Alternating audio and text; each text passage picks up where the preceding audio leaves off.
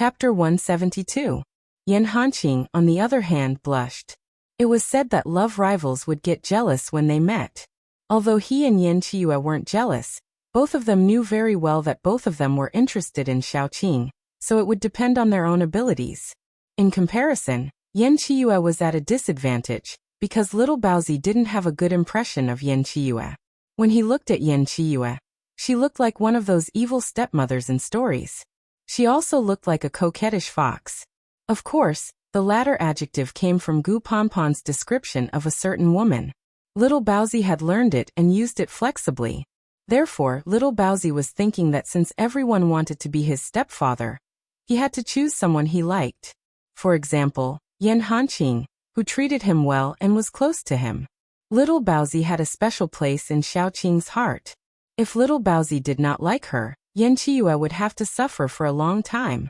After beating little Baozi up, Xiaoqing talked to Yan Hanqing and the others about what had happened recently. At that time, Xiaoqing and the Zombie King jumped into the river together, followed by Dai. Then, Yan Pingshan called for reinforcements. After the reinforcements arrived, the first thing they did was to search the river for Xiaoqing and Dai. They searched along the river for a long time, but still could not find Xiaoqing. Many people thought that Xiaoqing must be dead, but Yan Pingshan and Mengshan did not want to give up. At that time, Yan Hanqing and the others also came. After searching for a few days, they had to give up temporarily. Yan Hanqing and the others followed Mengshan and the others to Linchuan survivor base. After they gathered, they searched along the river. As long as it was a survivor base, they would go in and ask about it. When they arrived at Linchuan survivor base, they were in despair. Unexpectedly, they ran into Xiaoqing when they were about to leave. Xiaoqing also talked about her experiences during this period of time. Naturally, she skimmed over some things that shouldn't be said, and emphasized that Yan Qiyu had saved her. Sure enough, as soon as Yan Qiyu said that, the people in the car looked at Yan Qiyu with much gentler eyes. Xiaoqing's team of superpowered people were all Xiaoqing's closest people. The smaller the team was, the harder it was for newcomers to join, especially when there was competition. However, Yan Qiyu was Xiaoqing's savior, so they were very grateful to Yan Qiyu, so they were more tolerant of Gu Ning. Even Little Bun's impression of Yan Qiyu had changed a little. Of course, if the fact that Yan Qiyu beat them to it was exposed, Yan Hanqing and Gu Chuan might tear him apart. In fact, the first person who met Xiaoqing was Dai. Dai and Xiaoqing had sex once, and those men were all upset, but they also understood that they had no choice in that situation. But Yan Qiyu was nothing. To be frank, everything should be done according to the order of first come, first served, right? Why did he want to kill her halfway? He didn't even ask those men who agreed with him. These men were well aware of Xiaoqing's character. They couldn't win her heart just because they could win her body. She was a very opinionated person. The more opinionated she was, the harder it was for others to win her heart in this aspect. Therefore, none of those men tried to give up on Dai. How could they give up on such a woman? It would be a lifelong thing for them. Who would be so stupid to give up on her? The distance from Linchuan to Jingdu wasn't far, but it wasn't close either. After all, the distance was calculated as a straight line. However, there was a mountain between Linchuan survivor base and Jingdu survivor base. Chapter 173. If you wanted to cross the mountain directly, you couldn't drive an RV. According to the height of the mountain, even if you drove an off-road vehicle, the chassis would be broken. Therefore, it was necessary to take a detour. At night, they slept in the car. Once they put the seats down, they could use it as a bed. Although it was a little narrow, in this post-apocalyptic world, this condition was considered good. Xiaoqing didn't sleep. She sat on the roof of the RV. On the one hand, she was patrolling at night. On the other hand, she couldn't sleep, so she was sewing clothes with the help of the faint moonlight. The python was very long, and the skin was enough to make a protective soft armor for each of them, like a vest. After all, Yan Hanqing and the others were different from Xiaoqing. Although they were paranormals, they would die if their hearts were hit. Therefore, Xiaoqing had to think about how to make them safer. The snake's skin was very tough. At the very least, She and Yen Chiyue had only left a white mark on the snake's skin after fighting it for a long time. Although the defense of the skin was certainly not as good as when the snake was still alive, ordinary knives and guns couldn't penetrate it. The first thing Xiaoqing made was for Little Bun. He was the one who saved the most material. The small piece of material was enough to make a vest for him. If it were someone else, they might not be able to make the python's skin. Xiaoqing used the thorns from the vines to make a needle. She pierced the needle from the inside and threaded the thread. It was a little troublesome, but the finished product looked good. At 2 o'clock, when everyone was asleep, Yen Chiyue suddenly climbed out of the RV and climbed on the roof. Why are you still awake? It's not good for your health if you don't sleep in the middle of the night. Xiaoqing sorted out the rest of the material, then slowly cut a piece. When she cut, she directly used the space crack, which was a special test of her control. It was another special practice for Xiaoqing. After climbing up, Yen Chiyue lay down on Xiaoqing's legs. After a while she said, "Do they all dislike me? I'm just not used to it." Xiaoqing patted his head and comforted him, then said, "After all, not long after the apocalypse, we have been going out on missions together. They will definitely feel uncomfortable if someone suddenly comes in, but they will get used to it." Even Yan Hanqing and the others couldn't wait for him to go back to Linchuan Survivor Base and never come back. They were used to it. Panpan and the others are all very nice people. You'll know after getting along with them for a while. You gave up everything to come with me. No matter what, I won't treat you unfairly. Xiaoqing chuckled. She suddenly felt that they were like a poor scholar and a young lady who had eloped in ancient times, but their identities had been swapped. Yen Chiyue almost blurted out, "I just want a status." However, he swallowed the words back. Instead, he acted like a spoiled child and rolled around in Xiaoqing's arms. "I have nothing but you. You have to protect me well. Don't let others bully me. After all, I'm so delicate." Xiaoqing wanted to kick him down. If the people in Linchuan Survivor Base heard Yen Chiyue's words, they would probably die of anger. "Delicate? Why don't you go to heaven? Okay, go back to sleep. It's almost dawn." Xiaoqing kicked Yen Chiyue down. He persistently climbed back. "I really can't sleep. Let's talk.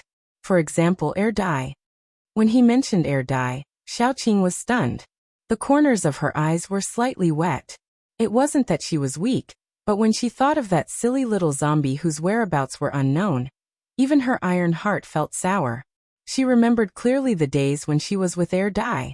Even the awkward expression when air dye was forced to cut her nails was imprinted in her mind. Air dye was very silly. Even among zombies, he was definitely the most silly one. Otherwise, why would he be abandoned and come all the way here? But what she cared about was that silly air dye. He didn't know how to speak, nor did he know how to express his feelings. He only knew how to protect her at the moment of life and death. In the end, he even jumped into the river with her. How silly could such a zombie be? Yen Chiyue looked at Xiaoqing's appearance and knew that it was not good. He brought up a topic that shouldn't be brought up. He originally wanted to talk to Xiaoqing and talk about their feelings. But now he brought out the feelings that Xiaoqing had for air dye in her heart. There was probably no chance tonight. Yen Chiyue quickly leaned forward and kissed Xiaoqing. "Good night, I'm going to sleep first. Then I'll go back to the car." Xiaoqing didn't know whether to laugh or cry. She was too lazy to make any more soft armor. She threw away the materials and lay on the roof of the car, wanting to look at the stars. But in this weather, even the moonlight in the sky was hazy. There were no stars. In the past, she and Air Dye were on the night watch together. Air Dye would always stick to her. It was lively, not as cold and lonely as it was now. On the other side, as soon as Yen Chiyue got back to the car, he saw several pairs of eyes staring at him like wolves, which directly scared him. Especially Gu Panpan. She directly moved to Gu Chuan's side and whispered, "Only crying children can drink milk. Brother, why are you so stupid?" Yen Chiyue was speechless. Gu Chuan just glanced at Gu Panpan, then lay down and continued to sleep. However, Yen Hanqing got up. As soon as he got up, Gu Panpan and Yen Chiyue both stared at him. As expected, Yen Hanqing climbed onto the roof of the car. The two immediately pricked up their ears, fearing that Yan Hanqing would do something beastly. Why did you line up to chat with me tonight? Xiaoqing moved her butt and made space for Yan Hanqing. Yan Hanqing just put the coat on Xiaoqing and said, "It's windy at night, and it's uncomfortable. Why don't you go back to the car? You should be fine." Xiaoqing tightened the coat, and the faint loneliness and pretentiousness in her heart disappeared with the wind. Chapter 174. On the third day, they were supposed to arrive at the survivor base in the capital. However, they encountered a small accident on the way. It was a full moon, and the zombies were rioting. Even Xiaoqing and Little Bun were inevitably affected. Little Bun was fine, as he was only at level 2. His strength was not high, so he was less affected. However, Xiaoqing was already at level 4. The higher the level, the greater the influence. She had not yet lost her mind, but at this rate, it would be difficult for her to control her various impulses when she reached level 6. Moreover, Xiaoqing had touched flesh and blood. Once the desire for flesh and blood broke out, it was difficult to control. Fortunately, her willpower was very strong, and she suppressed this impulse. Although Yan Qiyu was very willing to provide blood for Xiaoqing, once it became an addiction, it was not a good thing for Xiaoqing. After the night of the full moon, it could be said that there was a desolation everywhere. After all, it was not only the zombies that were rioting, but also the mutant animals. Xiaoqing asked Xiaotong to search around with her spiritual power. After finding no particularly strong zombies around, they continued to move forward.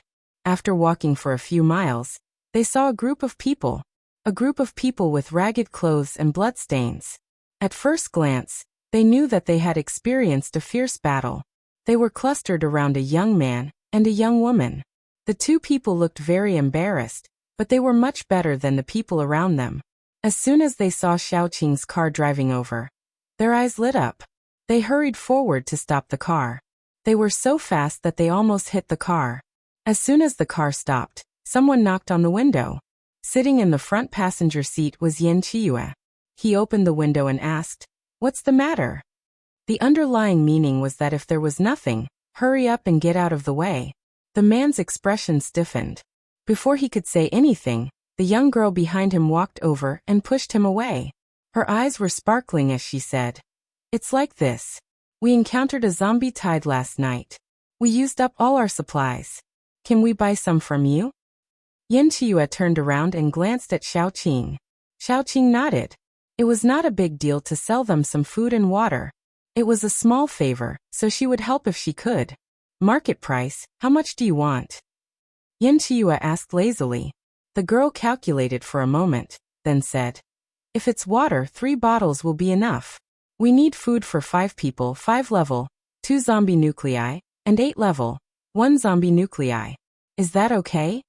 The young girl's price was already very fair. Yan Qiyu nodded and took out the portion she wanted, and made a deal with the young girl. After the deal was done, Yan Qiyu patiently waited for the young girl to leave. However, the young girl did not leave. Instead, she asked shyly, "We don't have any transportation. You are going to the survival base in the capital. Can we hitch a ride? My family is in the capital.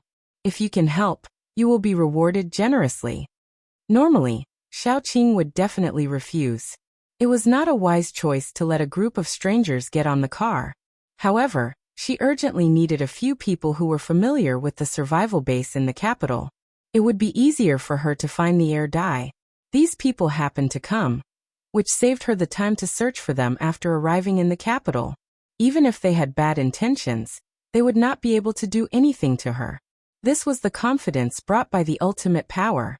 Therefore, Xiaoqing calmly gave Yan Qiyu a look.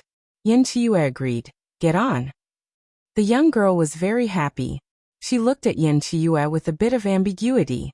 On the contrary, the young man looked at Yan Qiyu coldly.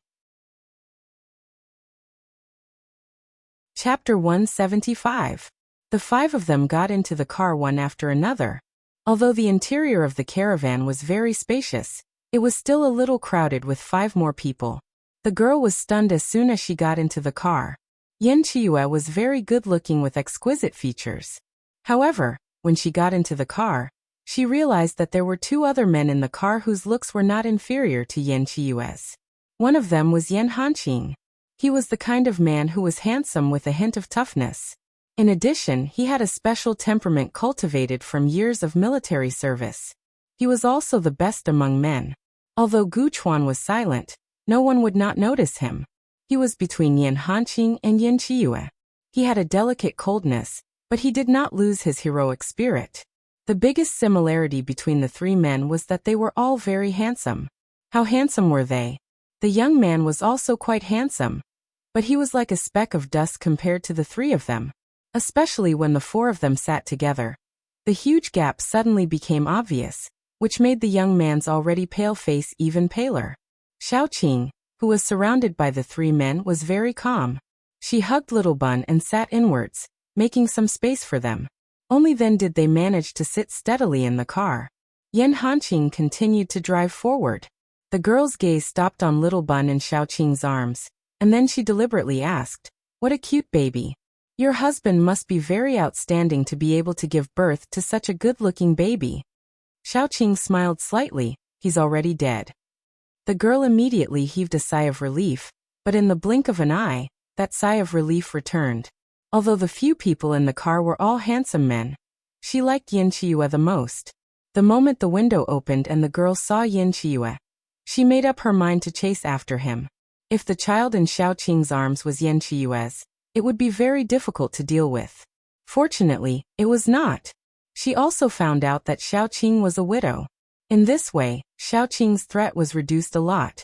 It was just a lot smaller, but it didn't mean that it was gone. After all, Xiaoqing was Yan Qiue's partner. Who knew if she had any other relationship with Yan Qiue? However, the girl was very confident.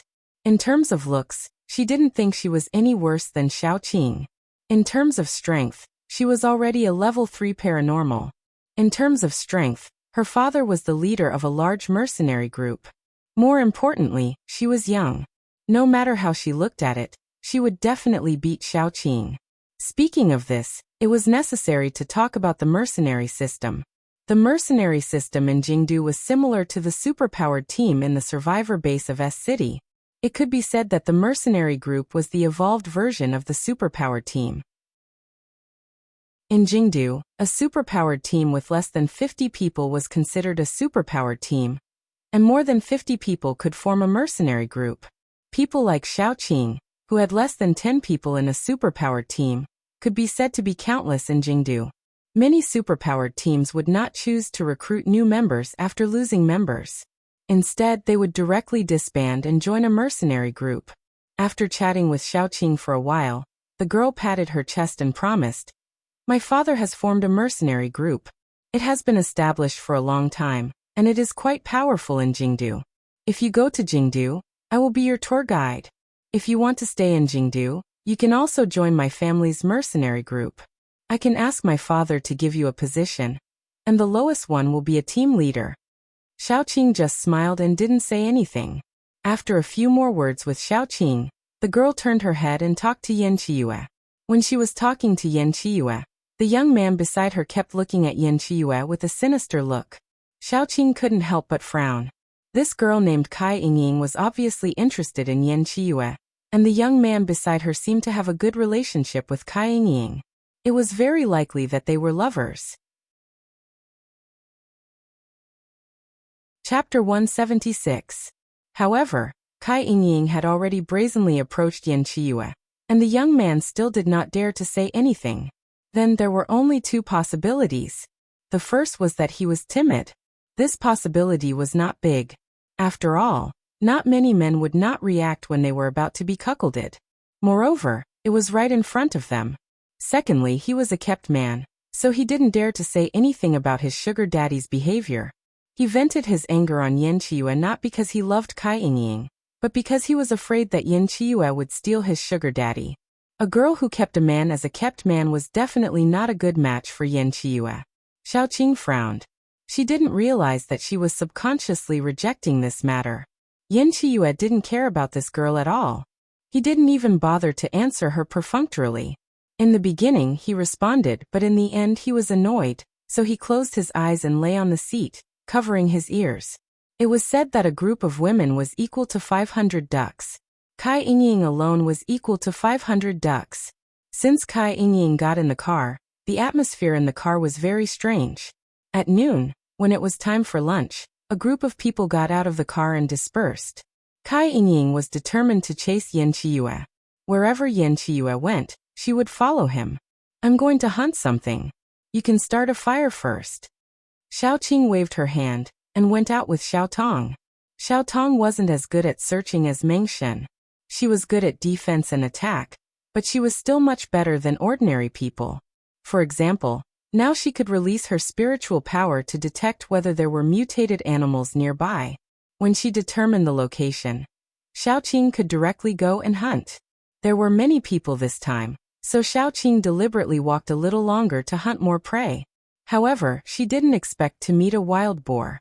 Wild boars were rare, and usually lived in some deep mountains. However, after Doomsday, those animals had been mutated and their abilities were greatly enhanced.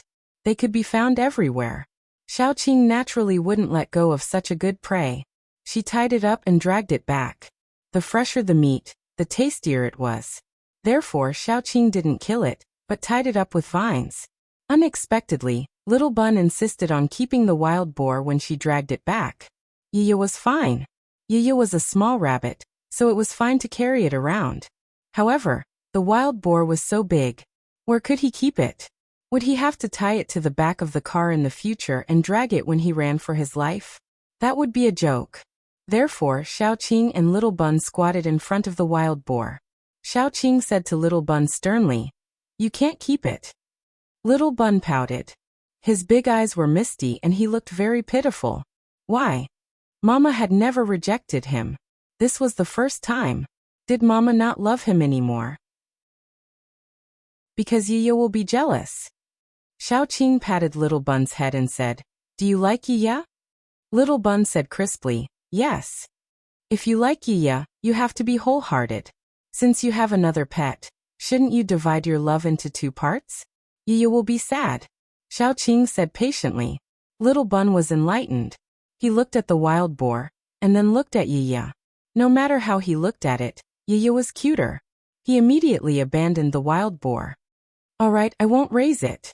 After that, Little Bun sneakily leaned over and said, "Mama, you already have desire. You have to be wholehearted. You can't share your love with Yan Qiyue. Otherwise, desire will be sad."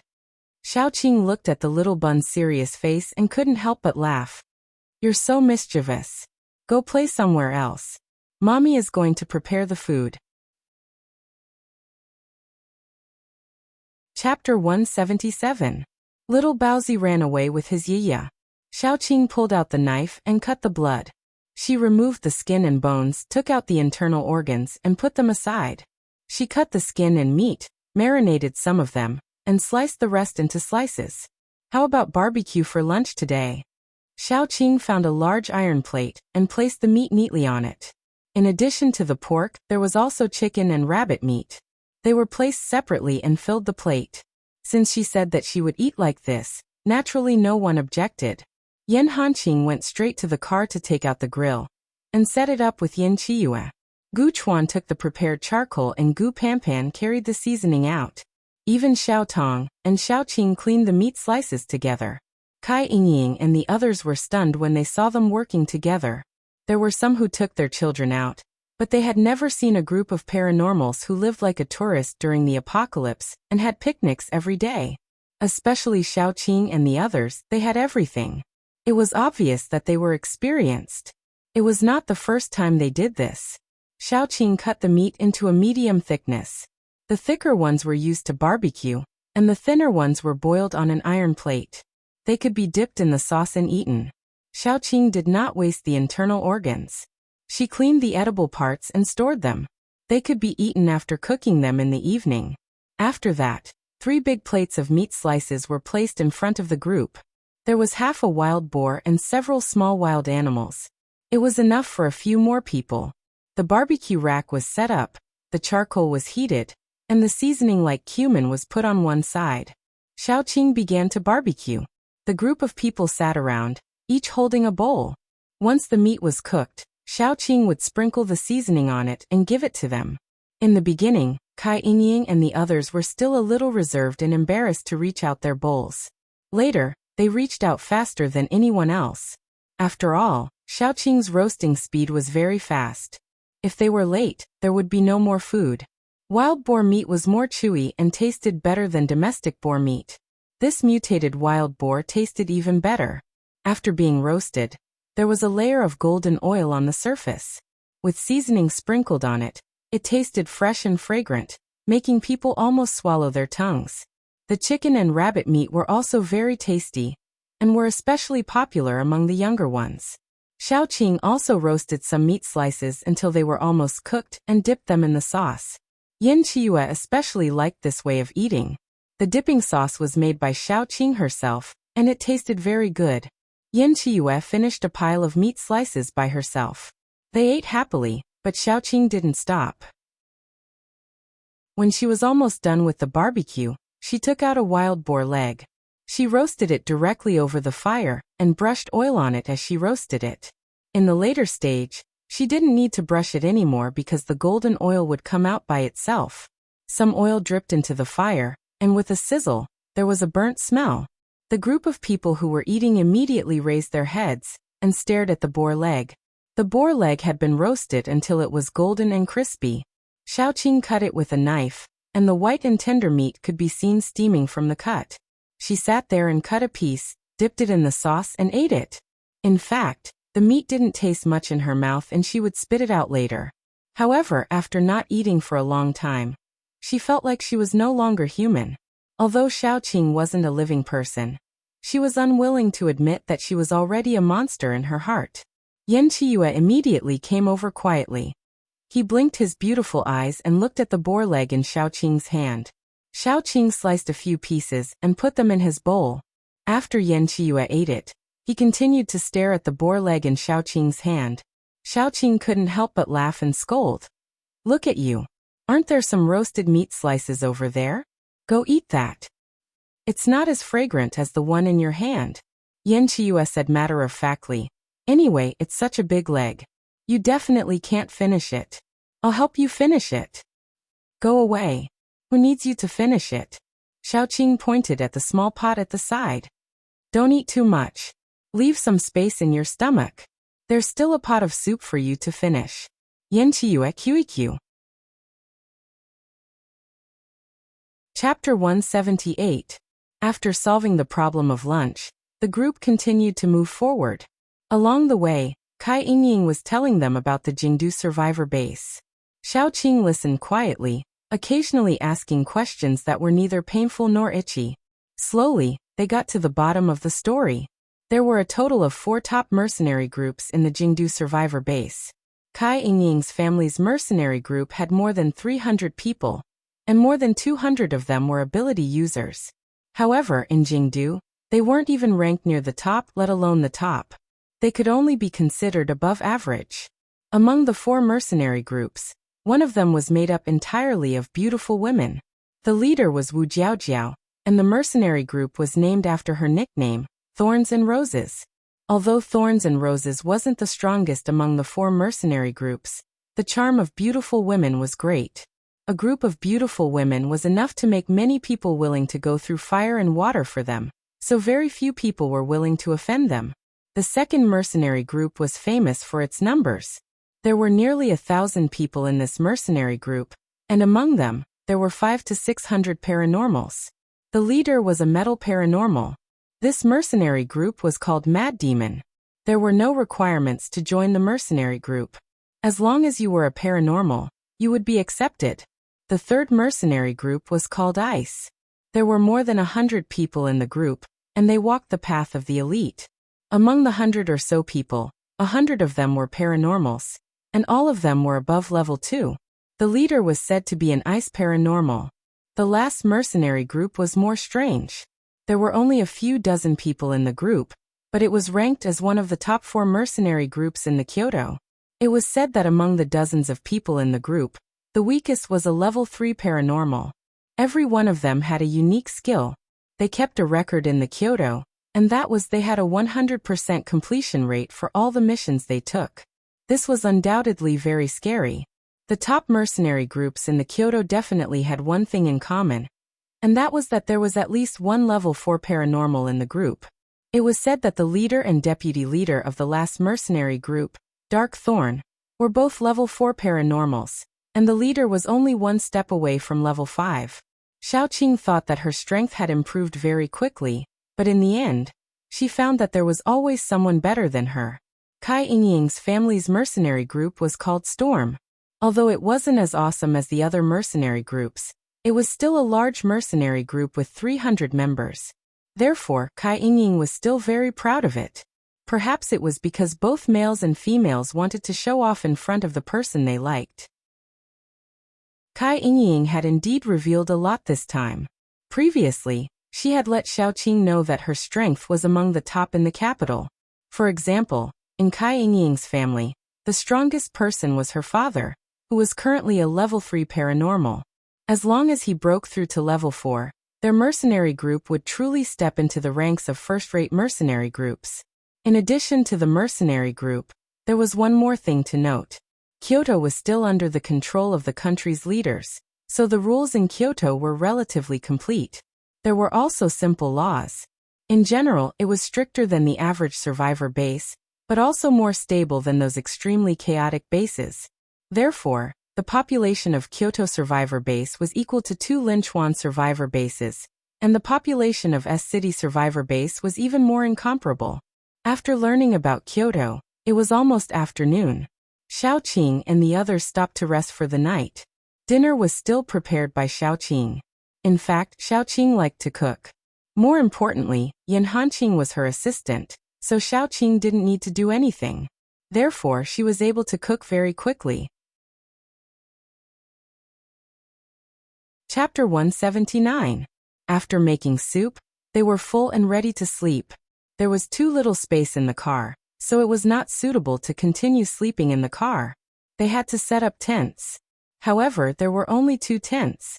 Even if they were set up, they could not fit more than 10 people. Therefore, someone had to sleep in the car. It was safer in the car.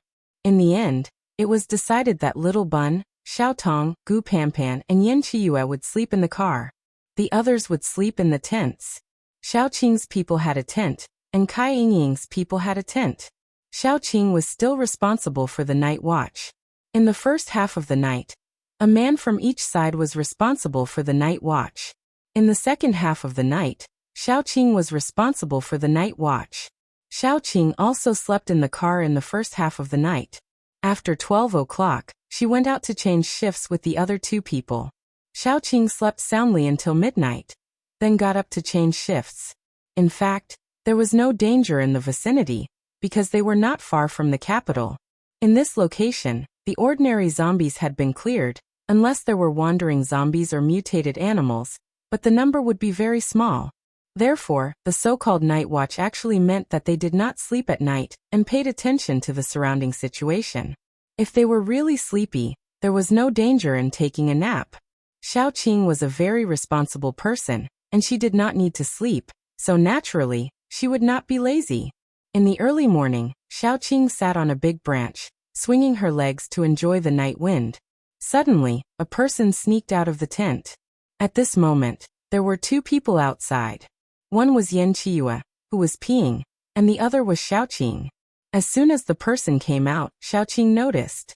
After all, she was quite conspicuous. Yan Chiyue did not notice that he was sleepily behind the tree, and then took out cough peeing. While he was peeing, he was suddenly hugged from behind. Yan Chiyue, who was still in a daze, was startled and almost did not want to do anything.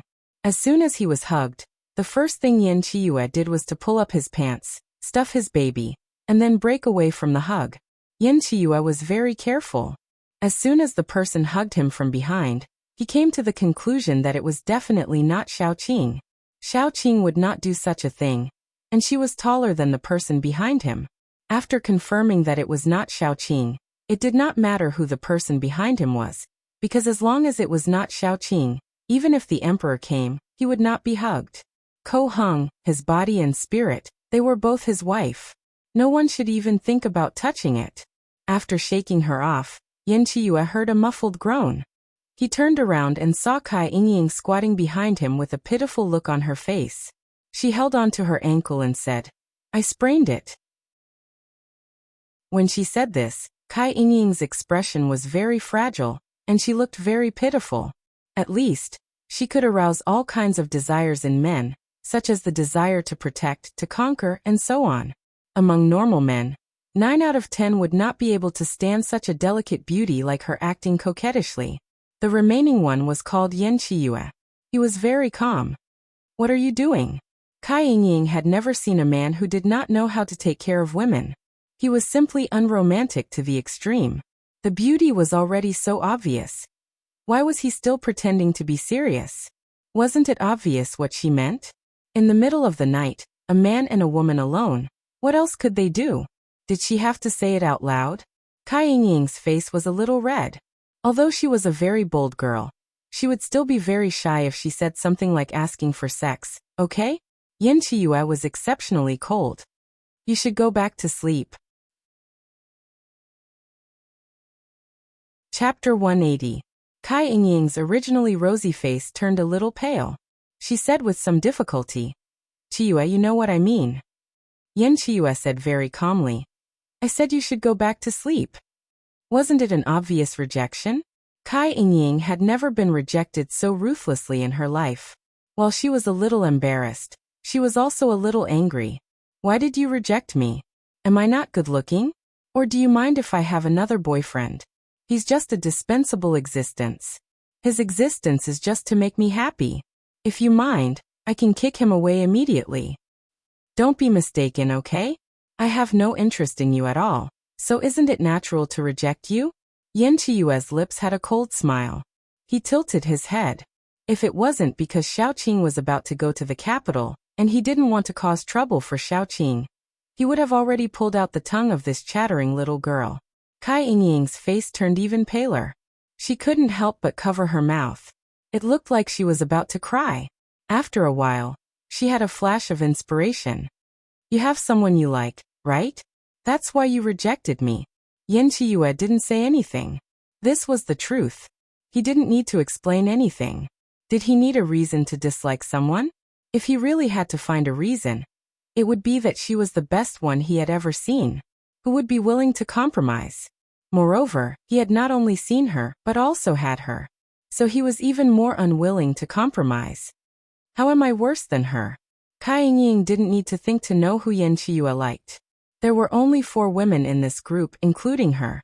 Although Gu Ponpon's appearance was delicate and pretty, she had a carefree personality. Xiao Tong could also be considered pretty, but she was mute. Although Xiaoqing was a widow, she was too beautiful. Kai Yingying knew that in terms of appearance, she was definitely not worse than Xiaoqing. However, there was one area where she was not as good as Xiaoqing, and that was her temperament. Temperament was something that couldn't be forced. It was gradually cultivated and tempered by time. Only then would it have its current fragrance. Therefore, there were many women who, even if they were no longer beautiful, still had an intoxicating temperament. That was why there was the term still charming. Xiaoqing was such a woman. She was good-looking and had an outstanding temperament. Even if she was a widow, many men would like her. But Kai Yingying just couldn't understand. "I don't look worse than her, and she's a widow. I've never married. I'm still young. Why do you like her but don't want to be with me?" Yan Qiyue's expression immediately turned ugly. These words were particularly harsh to him. He really wanted to say, "How is Xiaoqing worse than you? Who gave you the confidence to compare yourself with Xiaoqing? You can't even compare to one of her little toes, okay?" Yan Qiyue didn't even have the desire to talk to Kai Yingying. He walked forward with a cold face. Yan Qiyue felt that if he stayed any longer, he would really not be able to control himself and kill Kai Yingying. That would bring a lot of trouble to Xiaoqing. Although he was never afraid of trouble, he didn't want to bring any trouble to Xiaoqing. "I'll give you 2 choices. First, shut your mouth now and go back to sleep. Second, I'll let you sleep forever." Yan Qiyue curled his lips. When he said this, his expression was exceptionally cold and sinister, with a hint of gorgeousness. This kind of Yan Qiyue was simply dazzling to look at. but also so dangerous that it made people's hands and feet turn cold. Kai Yingying bit her lower lip and said confidently, "You won't kill me." Even if it was because of her identity, Yin Chiyue wouldn't do it. Although she said so, Kai Yingying clearly felt Yin Chiyue's murderous intent. He really wanted to kill her. This thought made Kai Yingying very discouraged. It was the first time in her life that she liked someone so much. It was also the first time she wanted someone so badly. However, this person only wanted to kill her. Wasn't this a very desperate thing? Really? Just because of your identity? The coldness in Yin Chiyue's eyes was released without any scruples. If she really annoyed him, killing a person would really be like eating and drinking. However, Kai Yingying was quite sensible. When she saw Yin Chiyue's expression getting colder and colder, she knew that his patience was about to reach its limit. Kai Yingying didn't dare to challenge Yin Chiyue's bottom line. She got up and ran away. When she was about to leave, she said very seriously, "I won't give up." The more dangerous a man was, the more impulsive she was to conquer him. Yin Chiyue rubbed his forehead and felt like he was about to collapse. Soon, his hand stiffened because Xiaoqing's joking voice came from behind him. "You're very popular. It's just that you're too cold to girls." Wait. Did Xiaoqing hear everything just now? QEQ. Chapter 181. Yin Chiyue immediately turned around and opened his arms. "It's cold on the tree. Come down first." Xiaoqing jumped down, but she didn't want to jump into his arms. Yin Chiyue was a little unhappy, but he hugged Xiaoqing. "You know I like you. Why are you making fun of me?" Xiaoqing blushed and pushed Yin Chiyue. "Go back to sleep. It's already midnight," and Xiaoqing glanced at Yin Chiyue. He came out to pee, wearing only a shirt and pants. He looked elegant, but he didn't have any warmth. Especially after doomsday, the temperature at night would drop very low. Even paranormals with good physiques would bring light foldable tents in the wild. Yin Chiyue really wanted to spend some time alone with Xiaoqing. Since Xiaoqing joined her friends, they didn't have the chance to be alone. It was too hard for Yin Chiyue, who was like a teddy bear. Sob, sob, sob, sob. It was okay that they didn't have the time to be together, but it turned from a world of 5 or 6 people to a world of more than 10 people. Yin Chiyue only wanted to kill all the people who hindered him from pursuing his wife. However, he still suppressed his dark thoughts. No matter what, at least he couldn't cause trouble for Xiaoqing. Yin Chiyue looked at the sky and couldn't help but lean forward and secretly kiss Xiaoqing before returning to the tent. Xiaoqing touched her face and let him go. She found a place where she could take shelter from the wind and see the surroundings clearly, and continued to stay there. The next day, Kai Yingying was obviously colder than yesterday, but it could be seen that she didn't give up. After walking for nearly 2.5 hours, they saw the gate of Jingdu. The north gate of Jingdu was very retro. It was said that it was built by an emperor. In short, it looked quite magnificent. The flow of people at the gate of Jingdu was much more than other survivor bases, and the line was longer than other bases. However, Xiaoqing and the others were led by Kai Yingying and the others, so they didn't need to line up at all. They just cut the line, registered, and entered Jingdu survivor base. They were paranormals from other bases, so it was more convenient than those who didn't register in any base. At least their origin was clearer, and they didn't have to fill in anything when they registered. Jingdu was indeed the largest survivor base in the country. After entering, they felt different. It was bustling with people and dense stalls on both sides of the road. It was a little more prosperous than other bases. It had been a long time since Doomsday. Most of the country's areas had stabilized. The survivors' bases built by humans accommodated most of the survivors, and those cities were almost all occupied by zombies. The only survivor base built in a city was in Kyoto, which was one of the reasons why Kyoto had a special status. After all, even if all the cities had fallen, people didn't want Jingdu to fall into the hands of those monsters. Jingdu was now the religion of many people. After surviving, many survivors rushed to Jingdu, which was why there were so many people in Jingdu. "Is this your first time in Jingdu?" Kai Yingying's smile was a little stiff. After all, she was still young and couldn't be without embarrassment in front of people who had rejected her. Xiaoqing nodded. Even though she had seen a lot of the world, She still sighed. She didn't expect to see such a prosperous place after Doomsday. Chapter 182. Let me show you around first. Don't leave. Come to my house. I want to thank you. Kai Ying smiled. The others agreed. The paranormals who escorted Kai Ying were from her mercenary group. They were sent back home by Kai Ying as soon as they arrived in Jingdu. Only a young man with a gloomy expression looked at Yin Chiyue. This young man was called Lu Yusen. He was Kai Ying's boyfriend in name, but in fact he was Kai Ying's gigolo. Lu Yusen's appearance was not bad. Otherwise, Kai Ying would not have taken a fancy to him. However, the men he met in the past few days were all outstanding. His appearance was not bad, but compared with a few men, he was like dust in the ground. Lu Yusen was afraid. He didn't have any abilities, so he could only rely on his face to make a living. It was really difficult to find a generous and good-tempered sugar daddy, like Kai Ying in Jingdu. However, a man appeared out of nowhere and wanted to steal his job. This man was much better looking than him. How could Lu Yusen not be nervous? How could he not hate him? Every time he saw Yin Chiyue, he couldn't wait to push him into a pile of zombies. How could a paranormal steal a sugar daddy from an ordinary person? What Lu Yusen was most afraid of now was that Kai Ying won Yin Chiyue's heart, and then threw him away. At that time, where would he go to cry? To be honest, women were a vulnerable group in the post-apocalyptic world. However, there were many capable and powerful women, such as the boss of Thorns and Roses, Wu Jiaojiao. However, the more capable a woman was, the more powerful she was. She was used to the dirty things in the post-apocalyptic world. Her heart and hands were more ruthless than men. Women like Kai Ying didn't need to rely on others. She relied on her father to live a good life. Therefore, Kai Ying was well protected. She hadn't seen the dirty things in the post-apocalyptic world. Therefore, her personality was relatively good. Even if she was a little arrogant, she was much easier to serve than those ruthless women. Lu Yusen didn't want to change his sugar daddy. When he heard that Kai Ying wasn't going to part ways with these people, and was even going to be their tour guide, Lu Yusen was a little anxious. He couldn't help but say, "Ying, if you don't go back, your father will be worried. Why are you so troublesome?" Kai Ying glared at him.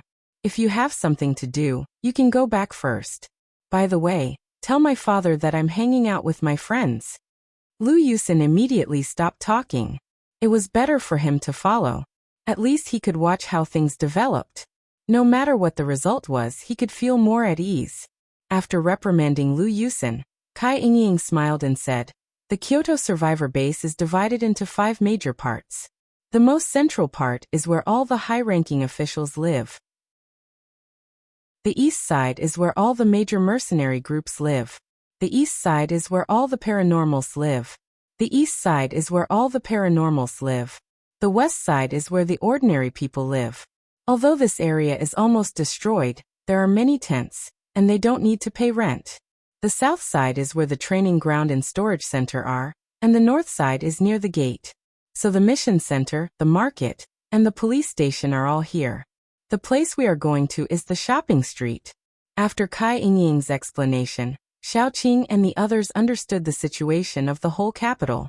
For example, the police station in the capital was like an official team of paranormals and other survivor bases. It was responsible for patrolling the base and dealing with some special situations. It was similar to the police, but it also acted as an army. Chapter 183. What was different from the ordinary police force was that the police station here was made up of mutants, and they were not low-level mutants. The official mutants would not be included in the ranks of the top 4 or 5 mercenary groups, but their strength was definitely not to be underestimated. Otherwise, they would not be able to suppress these mercenary groups. Xiaoqing was eager to give it a try. Setting up a mercenary group seemed like a great idea. Oh, what should her mercenary group be called? After thinking for a long time, Xiaoqing realized that the 2 words baby Meng were what she liked the most. However, it was too troublesome to set up a mercenary group. Moreover, there were only a few people in her team. Even if there were new members joining in the future, there would not be more than a dozen of them. What kind of mercenary group was that?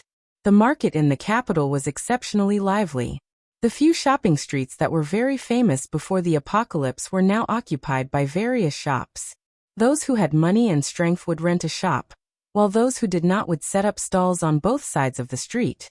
There were all kinds of things being sold. Some sold clothes and jewelry, some sold guns and ammunition, some sold cold weapons such as daggers, some sold medicine, and even mutated animals and plants.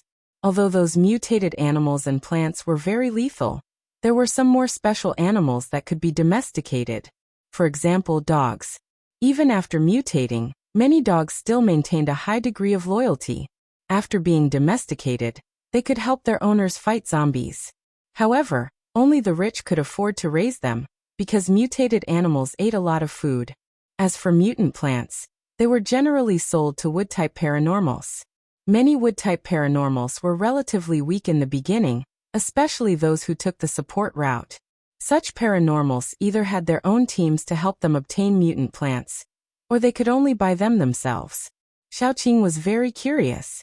The mutated plants that she had subdued were all rare species, especially her vines. Although they existed when she awakened her ability, they were especially powerful. Not only could they level up with her, but they could also absorb other plants. Her vines had the highest potential among all her plants. Although she didn't have enough space to tame other plants, Xiaoqing still wanted to see what the plants sold in these shops looked like. Kai Yingying saw that Xiaoqing was looking at the shop on the street, so she led them in. The business in the shop was average. After all, a wood-type paranormal only needed one plant per level. As soon as they walked in, someone came up to them and asked, "What kind of mutant plants are you looking for? We have both attack and support." Xiaoqing glanced around. "Let me take a look first." Most of the mutant plants were covered in glass bottles, and each bottle had a label on it. The label contained the name of the mutant plant and its abilities. Xiaoqing glanced around and fixed her gaze on a long, winding vine that looked like a snake. Then she looked at the label. This kind of vine was called snake vine. Its ability was to entangle and release poison, but it was relatively fragile. It could entangle level 1 zombies, and the poison it released could paralyze level 1 paranormals. 1 second, Xiaoqing was a bit embarrassed. Level 1 paranormals? 1 second? What was the use of that? She had to look at the rest. Next to her, there was a pot that looked like a flower with a light bulb in the middle. The plant's ability was to release a strong light in an instant, blinding people. The effect was very similar to a flash bomb. But generally, zombies didn't rely on their vision to find people. This thing was useless against zombies, but against humans, it could only flash for a moment and occupy a spot. What was the use of that? Chapter 184. Next to it was a black sawtooth grass. Its leaves were thin and long with teeth. The label said that it was deadly poisonous. What was the use of poison? Apart from being poisonous, this kind of grass didn't have any other ability. Did it expect people to cut their fingers on the sawtooth of the grass? If it met a strength-type mutant, it probably wouldn't even be able to cut it. However, Xiaoqing felt that this grass was still useful. For example, it could be used to squeeze out its juice and smear it on weapons. However, one grass could only be used a few times. It couldn't be used for its poisonous effect. So in the end it was still useless. More importantly, these plants were very expensive. A useless snake vine was priced at 100 crystal nuclei. The current currency was nuclei. Generally, the price was level 1 nuclei. A level 2 nucleus was equivalent to 10 level 1 nuclei. As for level 3 nuclei and above, it couldn't be measured by this conversion. After all, level 3 nuclei and above were too difficult to obtain. Zombies were generally stronger than humans, because they were not afraid of pain. Even if they lost 3 limbs, they could still crawl over and bite people. Therefore, when a paranormal of the same level encountered a zombie of the same level, it was usually the human who retreated. However, if they fought with their lives on the line, humans were still stronger than zombies. Because humans were more intelligent than zombies, if they fought with their lives on the line, the paranormal's chances of winning were higher. In order to obtain level 3 nuclei and above, several high-level paranormal had to kill 1 or 2 zombies at the same time. Only then would the success rate be higher. Therefore, when it came to level 3 nuclei and above, it couldn't be said that 1 nucleus could be exchanged for 10 level 2 nuclei, because the price was not equal. When the paranormal strength was generally improved, level 3 nuclei would be classified as the most common currency. However, even if level 1 zombie nuclei were everywhere, 100 of them was not a small number. One should know that 100 level 1 zombie nuclei could be exchanged for a few hundred kilograms of food. How long would a few hundred kilograms of food be enough for a family? This snake vine was relatively cheap. Xiaoqing asked specifically and found out that this snake vine had the chance to evolve with the paranormal strength, so it was a little more expensive. Xiaoqing suddenly felt that she was a big local tycoon. She could casually take out those mutated plants from her body and take them out. That should be a sky-high price, right? Thinking about it, she was also a person with a net worth of millions of nuclei. His mood instantly improved. After walking around, he didn't see any outstanding plants. All of them were of little value. Some of them weren't even worth much, but their prices were very high. After looking around, Xiaoqing was ready to leave, because there were no mutant plants that she was interested in. It would be a waste of time to stay. Kai Yingying looked at Yan Qiyue for a long time, but she didn't say anything. Thinking that Yan Qiyue didn't have enough crystal nuclei, Kai Yingying secretly glanced at Yan Qiyue and said enthusiastically, "Sister Qing, do you have any mutated plants that you like? You can tell me.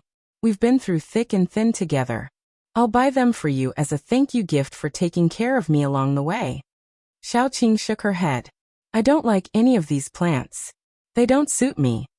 The seller in the shop knew Kai Yingying and knew that she was a fair, rich, and beautiful woman. He didn't want to lose this deal, so he hurriedly said, "Don't go. We have more mutated plants in our shop. If you don't like any of them, you can come inside with me. There are some new ones inside, and they're better than those outside." Xiaoqing waved her hand. She was now at level 4, and she had 4 mutated plants. Besides, she didn't want to change them. She just wanted to watch the show, so she didn't want to waste any more time here. It was better to go to other shops.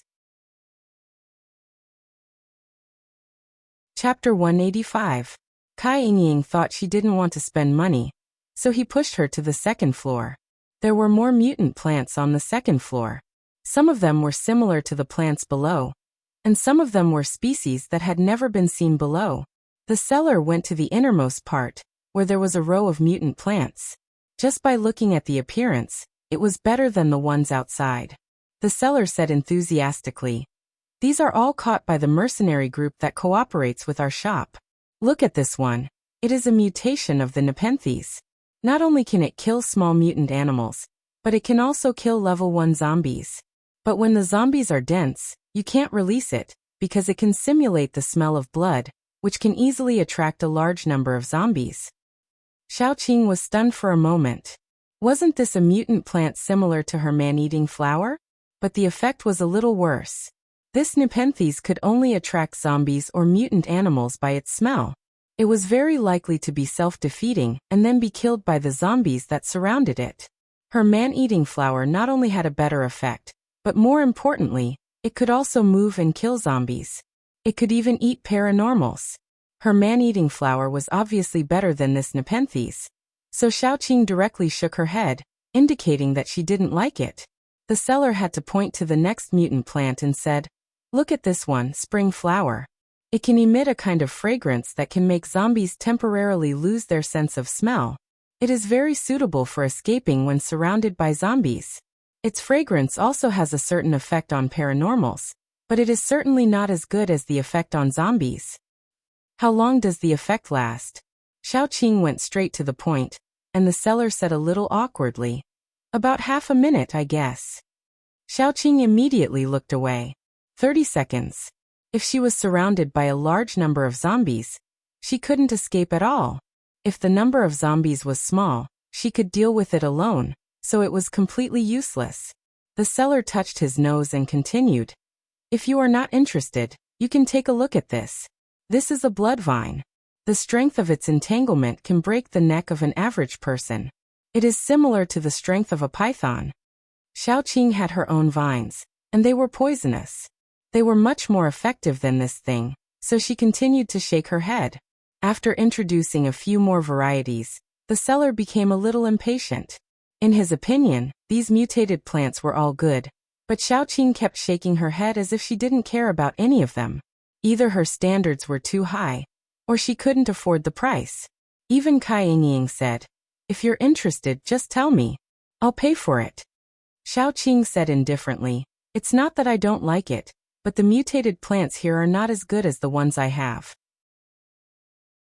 To put it bluntly, the level of the mutated plants here was too low for her. The seller changed from embarrassment to annoyance. His shop was quite famous in Jingdu. He had all kinds of low-level, mid-level, and high-level mutated plants. Many wood paranormals were his regular customers. Xiaoqing's words pulled down the level of his shop. It would be strange if he didn't get angry. The seller didn't even care about Kai Yingying's face. After all, his backer was no worse than Kai Yingying. He immediately said sarcastically, "Our shop is too low level. It's normal that you don't like it. You are at least a level 4 paranormal, right?" Xiaoqing said seriously, "I don't mean to belittle your shop. It's just that there are no mutated plants that I need here. I have almost all the plants you mentioned, and their effects are slightly stronger than yours." Chapter 186. Xiaoqing's words were very frank, but the seller understood that Xiaoqing wanted to slap him in the face. He immediately said unhappily, "Oh, is it a high-level mutant plant? Maybe it's a twice-mutated plant." He had to admit that he really knew the truth. Xiaoqing was really a level 4 paranormal, and her vines had already mutated for the third time. However, Xiaoqing didn't mean to show off at all. She smiled and was ready to leave. Why should she show off to a shop owner? It was cool to slap someone in the face, but it would attract hatred. She had just arrived in the capital, and it was not good to be too high profile. However, Yan Qiyu didn't want to see his fiancée being bullied, so he immediately sneered, "Judging from your tone, it's not as simple as looking down on people. Qing, take out your worst mutant plant and show it to him. Let him broaden his horizons. When he looks at people in the future, don't look at them from the crack of the door. It's easy to see yourself as a cross-eyed person."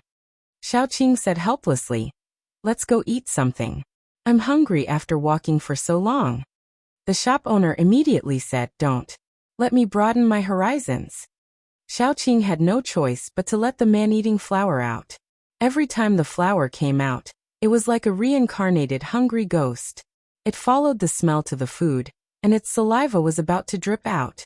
A liquid that looked like saliva dripped from the petals and landed on the floor. Immediately, green smoke rose. The floor was made of ceramic tiles, so it was quite sturdy. However, when the saliva-like liquid dripped down, it immediately corroded a small hole. The flower shook its head and immediately set its eyes on the pitcher plant. Probably because two tigers couldn't live on the same mountain, it rushed up and directly broke the glass cover. Then it swallowed the trembling pitcher plant in one gulp. After swallowing it, the flower exhaled a fishy sweet smell like a burp. Then, it nestled at Xiaoqing's feet with satisfaction. Xiaoqing touched its head and then said embarrassedly, "The flower is used to being free, and I can't control it. I'm really sorry for the loss. How many crystal cores does this pitcher plant cost? Just take it that I'm buying it." The seller was silent for a moment. To be honest, as soon as this man-eating flower came out, he knew that he was going to be slapped in the face. The big flower's corolla was twice the size of an ordinary man-eating flower.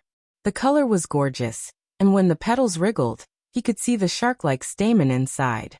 It was much better than his nepenthes. Then, as expected, he was slapped in the face. Yan Qiyu sneered at the side. He adjusted the angle of his lips slightly, and the sneer turned into mockery. "Qing, I'll pay for you. Make me feel that it's not worth the price." The sound of the slap was so loud that he almost couldn't hear it.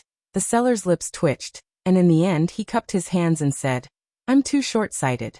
Take this nepenthes as a gift from me. Please accept my apologies." The shop owner was quite good at dealing with people. Since other people greeted him with a smile, Xiaoqing naturally understood the situation. Before she left, She still took a dozen level 2 zombie crystal cores and put them on the table. After leaving the shop, the way Kai Yingying looked at Xiaoqing changed. How should she put it? Although Kai Yingying didn't think that Yan Qiuyue was telling the truth, that this man-eating flower was the worst among all the mutant plants she had. However, this man-eating flower had already defeated most of the mutant plants with wood power. Didn't you see that the pitcher plant didn't dare to resist? Xiaoqing's strength was definitely not low. She had to slightly change her strategy towards Xiaoqing.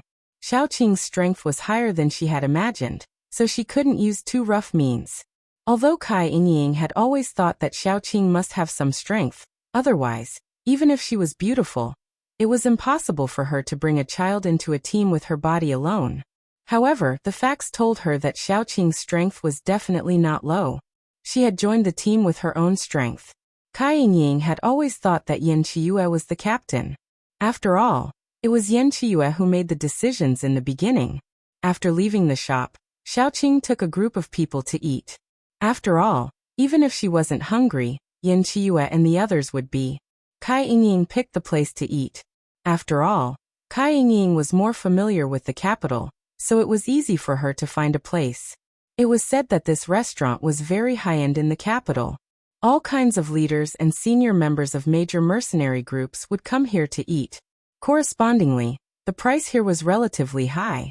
Before entering the door, Kai Yingying patted her chest and said that she would pay.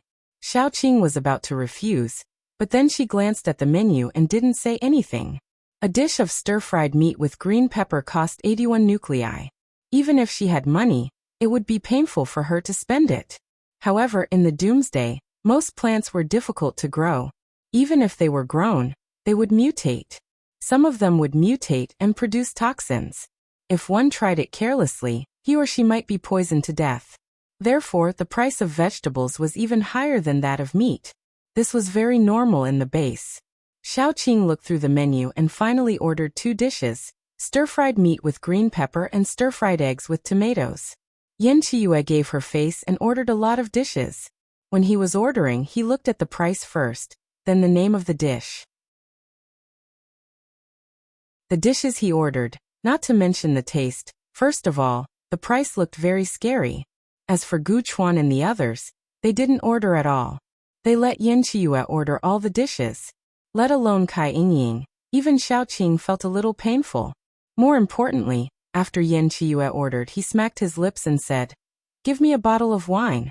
It's our first time in the capital, and we're all gathered together. Don't drink too much.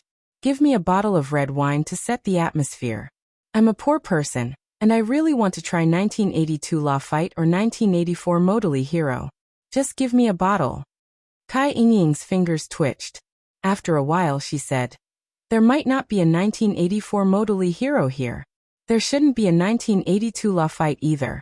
The waiter standing aside said kindly, "There's number 1984 Modally Hero here, but there's a 1982 Law Fight." Kai Yingying was speechless. "Then how about a bottle of 1982 Law Fight? What do you think? Of course, I'll listen to you." Yan Qiuyue looked at Kai Yingying and deliberately showed a charming smile. Kai Yingying immediately felt a little dizzy. She was dazzled by his beauty. She immediately nodded and said, "No problem. Isn't it a 1982 Law Fight? Give me a bottle." Yan Qiuyue kept his expression and continued to look at the menu. How could he let go of the opportunity to rip off a spendthrift so easily? Then he ordered a few dishes that weren't considered precious before the apocalypse, but were extremely expensive after the apocalypse. Kai Yingying's heart was bleeding. She was quite rich. After all, she had a rich father. Her father would give her a sum of crystal nuclei every once in a while for her to spend. However, the amount was certainly not a lot. After all, crystal nuclei were obtained through fighting.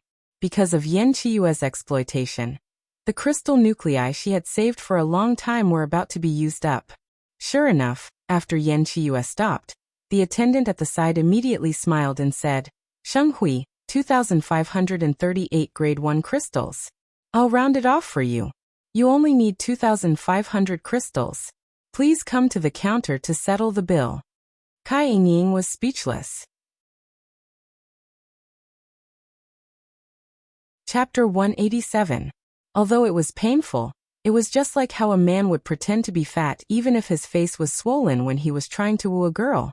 What made Kai Inying want to vomit blood was that after the dishes were served, Yin Chiyue took a bite and said with disdain, "It can't be compared with what you made. It tastes so different." Kai Inying was about to cry at that time. If she had spent money to buy Yin Chiyue's affection, it would have been fine. After all, she really liked Yin Chiyue, so it was worth it. However, she spent money to buy Yin Chiyue's disdain. Xiaoqing couldn't stand it anymore, so she poked Yin Chiyue. After all, they still needed Kai Inying's help to find Dai's whereabouts, so it wasn't good for them to make things awkward. Yin Chiyue pouted his rosy lips, opened the wine, and poured himself a glass. Xiaoqing didn't like drinking, because she couldn't control her feelings after getting drunk. She felt very insecure. Yan Hanqing and Gu Chuan didn't drink either, but Gu Panpan insisted that he had never drunk such high-end wine in his life, so he wanted to try it. He poured a glass, and Kai Inying and Lu Yusen drank the rest. Yin Chiyue only drank one glass. After drinking, he didn't say anything. He just held his chopsticks and looked at Xiaoqing seriously. Xiaoqing couldn't eat anymore. She silently picked up a piece of meat for Little Bun, then cleaned the spices and other spices on it. When Little Bun was almost finished, she didn't want to eat anymore. She waited for them to finish eating, then stood up and left together. As soon as Yin Chiyue stood up, she felt that something was wrong. Yin Chiyue walked straight and looked very stiff from the back. He almost hit the door frame because he didn't turn the corner. Xiaoqing instinctively pulled him to prevent him from hitting his beautiful face. Xiaoqing held Yin Chiyue's hand. Then he turned to look at Xiaoqing. His expression was very serious and calm, but Xiaoqing felt that his gaze was very blank. Yin Chiyue stared at Xiaoqing for a while. After a long time, his eyes lit up, and he threw himself on Xiaoqing. In broad daylight, he was panting and whining. He even said in a tone as if he was abandoned by a jerk, "I love you so much, but you don't love me. Don't you say I'm not cute? How am I not cute? Tell me, I'll change it. Tell me, you've touched my entire body so many times, I'll definitely be able to say it." Xiaoqing's expression was stupefied. She pinched Yin Chiyue's chin and looked at him carefully. Then she realized that Yin Chiyue was indeed drunk.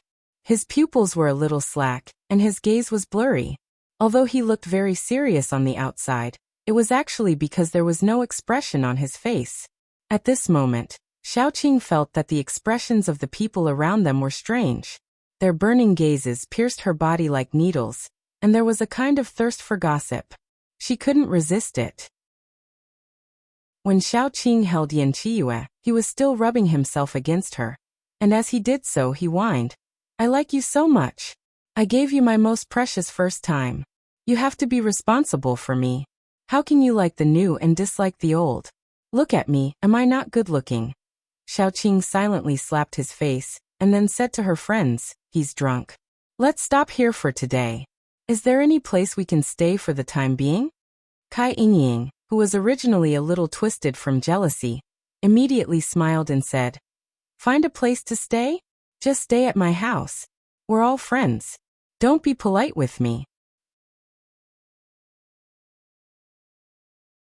Chapter 188. Xiaoqing frowned slightly and said, "Chiyue is quite drunk. If it's too far away, I'm afraid he'll go crazy from the alcohol and won't be able to control himself. Let's just stay nearby. My house isn't far from here. Let's go to my house. It's much more convenient than staying outside," Kai Inying said fervently. She had already put it this way. If Xiaoqing still refused, it would be disrespectful. She said helplessly, "All right then. Sorry for the trouble." "It's no trouble, no trouble." Kai Inying almost couldn't suppress the joy in her heart. Yin Chiyue was drunk and was about to move into her house. Wasn't this the best opportunity? After the group left the restaurant, they turned and went to Kai Inying's house. Kai Inying's house was in a small villa. Just by looking at the appearance of the house, it was more luxurious than the others. According to Kai Inying, the row of villas nearby all belonged to her family. She could live there as she pleased. Kai Inying naturally didn't bring Xiaoqing and the rest to her father's place. That would make many things inconvenient. She brought Xiaoqing and the rest to her own house. This kind of villa was a 2-story villa. The top floor had a private theater and a swimming pool. Xiaoqing and the rest each chose a room to stay in. Yan Qiyue was placed beside Xiaoqing's room. However, after helping Yan Qiyue onto the bed, Xiaoqing was unable to leave. First, Yan Qiyue tugged at her, refusing to let her go no matter what. Tears were about to fall from her eyes as she begged to be whipped, her small waist swaying vigorously. After much difficulty, Yan Qiyue was finally tucked into bed. Xiaoqing was worried that he would have a headache when he woke up. So she made a bowl of hangover soup for Yan Qiyue to drink. Not long after, Kai Yingying came over with a bowl of honey water. Sister Qing, I made a bowl of honey water. Drink it for Qiyue. It can help with the hangover. Xiaoqing didn't tell Kai Yingying that she had already given Yan Qiyue the hangover soup. She only smiled and took it. Sorry to trouble you. I didn't expect him to pass out after 1 cup. Come and sit for a while. Kai Yingying quickly waved her hand. What's the trouble? I won't be sitting. Sister Qing, you should rest early too. Well, I have to take care of the children in a while. You are tired after a day. Go back and rest. Xiaoqing chuckled. Kai Yingying left wisely. After she left, Xiaoqing put the bowl of honey water on the table and went to the bathroom.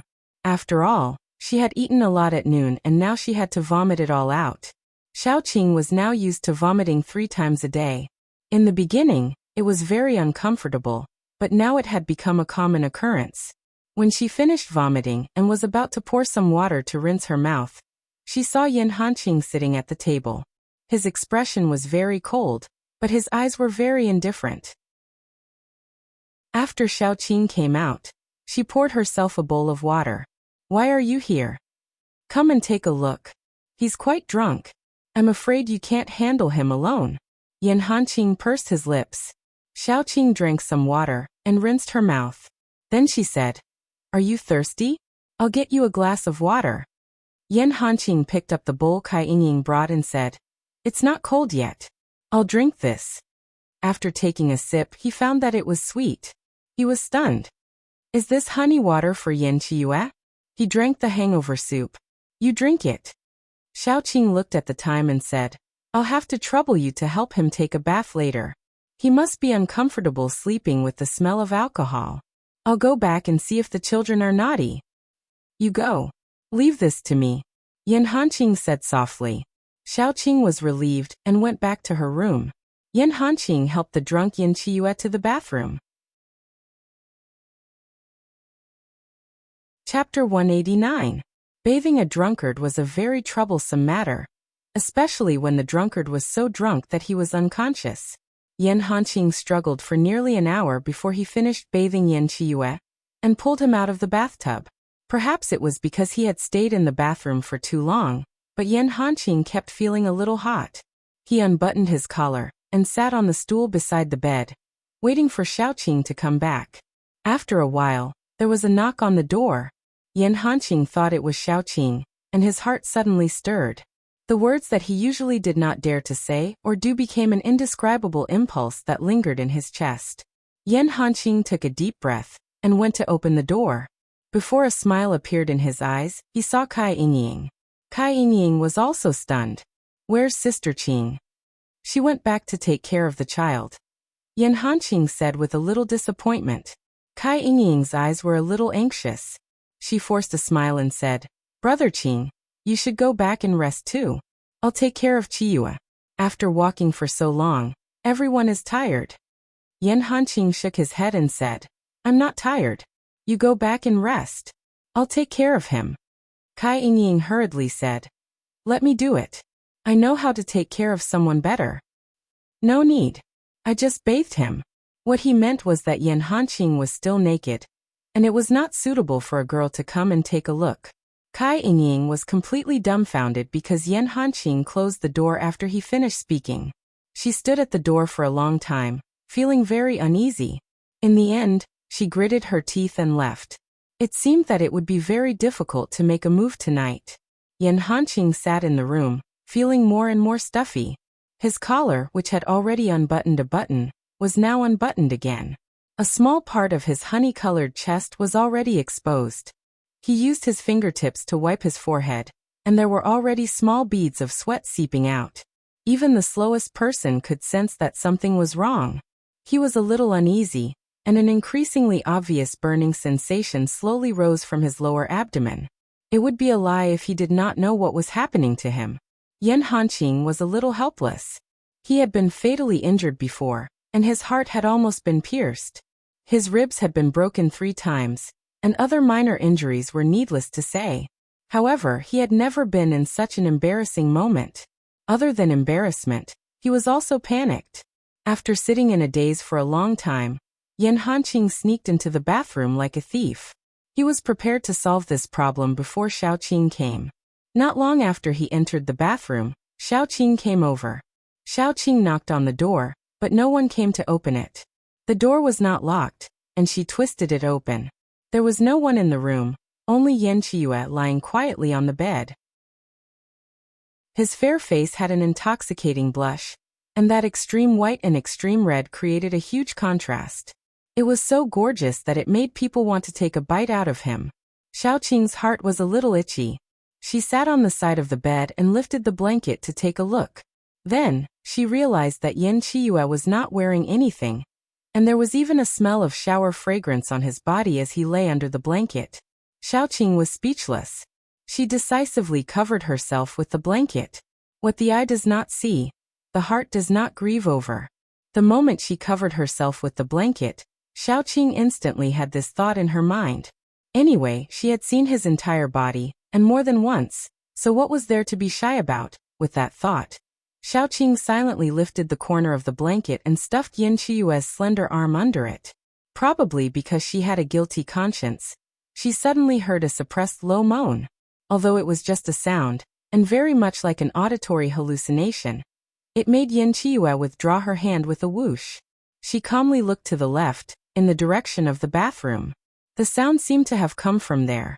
After a long time, just when Xiaoqing thought that she was hallucinating, another sexy and low moan was heard. Chapter 190. She took a deep breath and went into the bathtub. She carefully washed herself inside and out 3 times before getting out of the bathtub.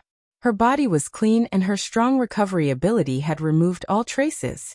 However, Xiaoqing still felt very uncomfortable, both inside and outside. Yan Hanqing was different from Yan Qiyu and Dai. Although he was usually very quiet, he was full of aggressiveness at that time. Xiaoqing remembered the feeling of being unable to control everything. After coming out of the bathroom, Xiaoqing calmed down and decided to put this matter behind her. Then she went to the kitchen to make a bowl of soup for Yan Qiyu. Yan Qiyu was drunk yesterday. Although he didn't drink much, his stomach was very weak and needed to be warmed up. Xiaoqing didn't know that while she was busy, Yan Qiyu opened his eyes and quietly looked at the kitchen. His eyes were almost filled with blood. He got drunk quickly and woke up quickly. He woke up before midnight last night, which meant that he listened to live sex for half the night. At this time, if one opened his hands to take a look, one would find that his palms were full of crescent-shaped bruises and dried blood on his palms and fingernails. Yan Qiyu bit his index finger and stared at the remaining button on the ground. The murderous intent in his eyes was about to condense. Soon, his index finger was bitten until it was dripping with blood, and his flesh was torn open. When Yan Qiyu estimated that Xiaoqing was about to come out, he opened his palms and stuck out his pink tongue to lick the blood on his palms and fingernails clean. He didn't want Xiaoqing to find out that he was actually sober last night. He also didn't want Xiaoqing to know that he was full of murderous intent. God knew how much Yan Qiyu wanted to kill all the men around Xiaoqing and lock her up. Only he could get close to her, and only he could see her. It didn't matter if Xiaoqing vented her anger on him. He could let Xiaoqing vent her anger on him. It didn't matter if she hit or scolded him. Yan Qiyu even thought that Xiaoqing might be angry at him. However, she was a person who was cold on the outside but warm on the inside. As long as she didn't know that he killed her teammates, she wouldn't hurt him even if he put her under house arrest. After all, she cared about everyone around her. As long as that person entered her heart, this cold-blooded murderous woman would give him endless tolerance and gentleness. But as soon as he thought about it, Yin Chiyue didn't want to hurt Xiaoqing like this anymore. Yin Chiyue turned around and rolled over. The little devil in his heart kept clamoring to kill Yan Hanqing, kill Gu Chuan, and kill all the men who wanted to steal her away from him. Before he could roll himself into a ball, Xiaoqing had already walked out with the soup. When Xiaoqing saw Yin Chiyue rolling around on the bed with the quilt, the awkwardness in her heart instantly surged up. Yin Chiyue couldn't have heard it, right? Or maybe he saw a little. Yin Chiyue naturally understood Xiaoqing's thoughts. He hurriedly said pitifully, "Ah-Qing, my head hurts." Xiaoqing's thoughts were immediately pulled away. She mercilessly mocked Yin Chiyue. "Why are you showing off when you can't drink? You were knocked out after one glass. Is it glorious to hug me and call me mommy when you're drunk?" Yin Chiyue didn't feel ashamed at all. He was like a big worm, wriggling under the quilt. Finally, he wriggled in front of Xiaoqing and hugged Xiaoqing's waist. He blinked his eyes and said, "Actually, this is the first time I've drunk alcohol." His adoptive father was an alcoholic. This caused Yin Chiyue to hate alcohol since he was young. Later on, when he grew up, he hated alcohol even more because it made people lose their minds. If it wasn't for Xiaoqing by his side giving him a sense of security and him deliberately tormenting Cai Yingying, he definitely wouldn't have ordered alcohol, let alone drunk it.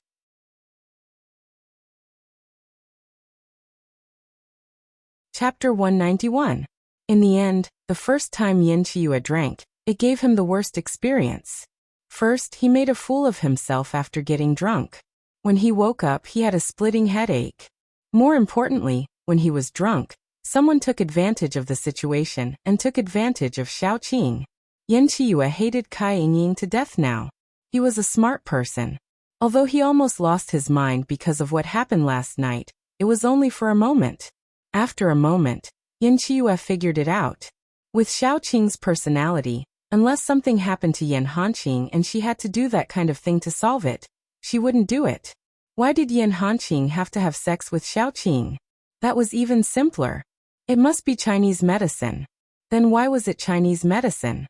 It was most likely because of Cai Yingying, and Cai Yingying did it because of him. In the end, it was because of him. Drink the soup first before you talk. Xiaoqing pushed Yin Chiyue's head away, ignoring his aggrieved face, and handed him the soup. Yin Chiyue shamelessly acted coquettishly. "Ah-Qing, my head hurts. Feed me." "You have a headache, not your hand. What does it have to do with you drinking the soup?" Xiaoqing complained. Because of her guilty conscience, she fed Yin Chiyue. Yin Chiyue was very satisfied with the soup. After he finished, Xiaoqing put down the bowl and prepared to leave. "I'm going back to check on the baby. It's not dawn yet. You can sleep for a while." Yin Chiyue nodded obediently. Surprisingly, he didn't stick to Xiaoqing and then shrank into the bed. After Xiaoqing left, he lay in bed, calculating which of the drugs he had saved up could be used to kill that little b*tch Cai Yingying. If it weren't for her, Xiaoqing wouldn't have to. The more he thought about it, the angrier Yin Chiyue became. He wanted to kill Yan Hanqing as well. Since he was young, he had never been so desperate to get someone. The feeling of not getting what he wanted almost drove him crazy. It should be said that he was a lunatic, but he learned to endure it for Xiaoqing. When Xiaoqing returned to the room, she saw Xiaotong sleeping on the outside. Then Little Bun hugged Yaya and nestled in the middle. Yaya's eyes were about to roll over from the pressure, and his only remaining ear was constantly trembling. Xiaoqing had to adjust the Little Bun's sleeping position before Yaya was released. The liberated Yaya looked at Xiaoqing gratefully. Every day, it struggled between being crushed to death and still having one breath left. If it wasn't for the fact that it might be turned into a braised rabbit head if it tried to run away, it would have used the fastest speed in its life to escape from Little Bun's evil clutches. Xiao was Xiao Yu's sleep of the night too? Xiaotong was Little Bun, she was Xiao sleeping, Xiao little Xiao of avs. Xiaoqing didn't get into the bed. She went in with the cold air and found a corner to absorb it. She really didn't want the sun to rise, and she didn't want to see Yan Hanqing and Yin Chiyue. The awkwardness was like gangrene attached to her bones, making her feel very uncomfortable. But no matter how much she prayed, the sun still rose. After Little Bun woke up, He groggily dragged Yiya out of bed. Yiya was dragged by his only remaining ear, and stumbled on the ground, looking very pitiful. Little Bun was about to wash up out of habit when he saw Xiaoqing in the corner. Little Bun directly pounced into Xiaoqing's arms and called out Mama. After confirming that it was Xiaoqing, he curled up in Xiaoqing's arms and played dead. Xiaoqing had no choice but to carry him to wash up. After the last time, Little Bun had a side effect, which was that he became even more attached to Xiaoqing. After all, it was the first time he was separated from Xiaoqing for so long. Although children didn't have a sense of time, Little Bun still became more dependent on Xiaoqing. Chapter 192. The Little Bun even acted like a spoiled child and asked Xiaoqing to help him brush his teeth and wash his face. It took more than 10 minutes just to wash his face and rinse his mouth. Of course, it was also because Xiaoqing was unwilling to go out. When they had to go out, Xiaoqing took the Little Bun and Xiaotong out. When they went downstairs, the others were already in the living room. There was a row of seats on the sofa. When Xiaoqing came downstairs, 3 pairs of eyes locked on Xiaoqing. One was from Yan Hanqing. After he glanced at Xiaoqing, he lowered his head and felt a little embarrassed. The second one was from Yan Qiue. He also glanced at Xiaoqing and lowered his head. However, Yan Qiue lowered his head to hide the jealousy in his eyes. The last one was from Kai Yingying. She carefully observed Xiaoqing several times. Her eyes focused on Xiaoqing's neck and the slightly open collar. In the end, she didn't find any suspicious marks, so she lowered her head to hide it. She was full of doubts now. In the end, she could only blame it on Yan Qiue not drinking the bowl of honey water. However, Kai Yingying didn't give up. As soon as Xiaoqing came down, she asked in a roundabout way, "Sister Qing, you're here. Let's eat. Sister Qing, why don't we get a few more bowls of honey water for everyone to moisten their throats first before eating? The honey water is very effective in detoxifying alcohol, right?" Xiaoqing had just cast aside the embarrassment when Kai Yingying brought it up again. She felt that Kai Yingying was actually asking, "The medicine in the honey water is very effective, right? You enjoyed last night, right?" Therefore, Xiaoqing was extremely embarrassed at that time. Yan Hanqing and Yan Qiue were equally embarrassed. However, Xiaoqing was still very calm. She immediately said, "At that time, I was brewing the hangover soup. I was afraid that it would be mixed with honey water, so I didn't give it to Qiue. However, don't drink honey water before breakfast. Drinking a cup of milk would be better." Kai Yingying was completely relieved. She smiled and asked Xiaoqing to sit down. Then she asked the chef to serve the dishes. The chef made a total of 11 dishes, which filled the table. There were 6 vegetables, 4 meat dishes and 1 soup. It looked very rich. However, the people sitting around the table each had their own thoughts. Each one of them had complicated thoughts, so they didn't eat very happily. Especially Gu Panpan. She was scratching her chest as she carefully observed. She felt that something was amiss today, but she couldn't tell what it was. After eating, Xiaoqing proposed to leave. "Now that you're home, we should also leave." Kai Yingying was stunned for a moment. Without thinking, she urged them to stay.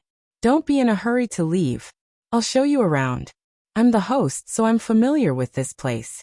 Also, it's your first time in the capital. No matter what, you should walk around first."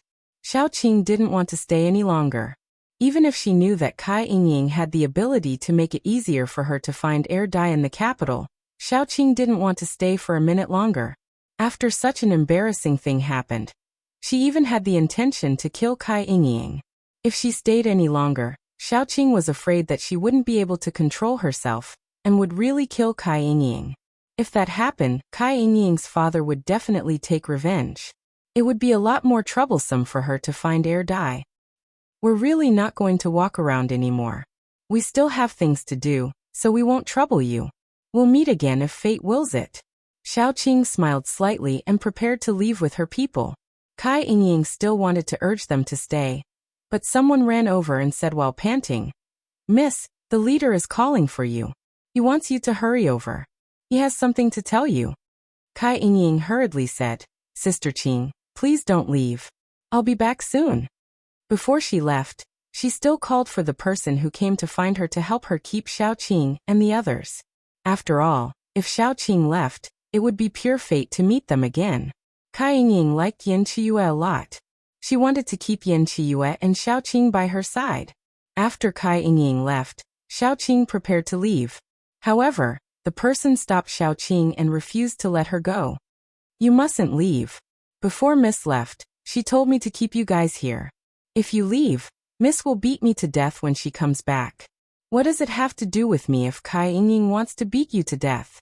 Xiaoqing resisted the urge to roll her eyes and turned to leave. Then the person hugged her thigh. The person was also a talent.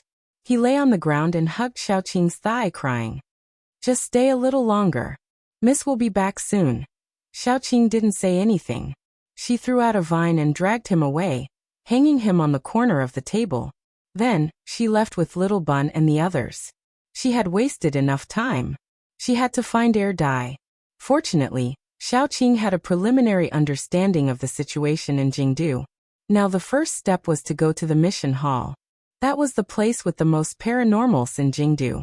If there was no other way, Xiaoqing would release a mission to find Dai. Dai wasn't stupid. He was smarter than most people. Even if he was alone, he could definitely hide his identity. What she needed to do was to release the mission. Whether someone found Dai, had news about Dai, or Dai saw the mission and heard the news, she would have a chance to find Dai. The northern part of the Kyoto survivor base belonged to the northeast. That place could be said to be freezing cold.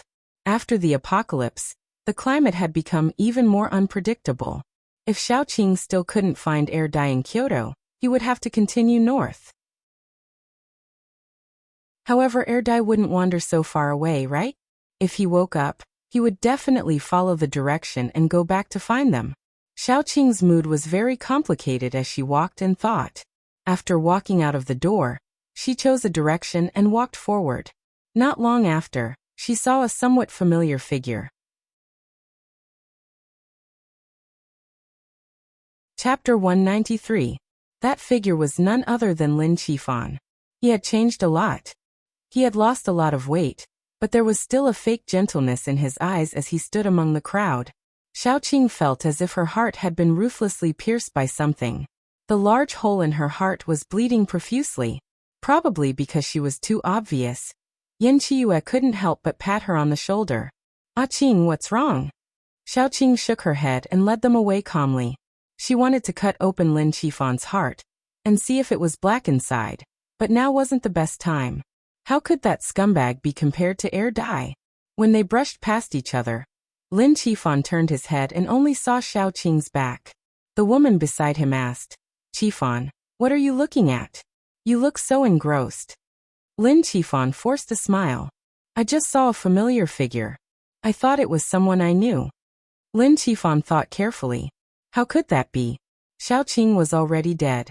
When the hospital called to claim the body, he didn't even dare to answer. He tossed and turned at night, unable to sleep. Every time he closed his eyes, he would see her cold eyes with a gentleness that only bloomed for him. In the next second he would be covered in blood. At that time, Lin Qifan didn't regret it too much because he had a brighter future. Qin Jiao liked him so much.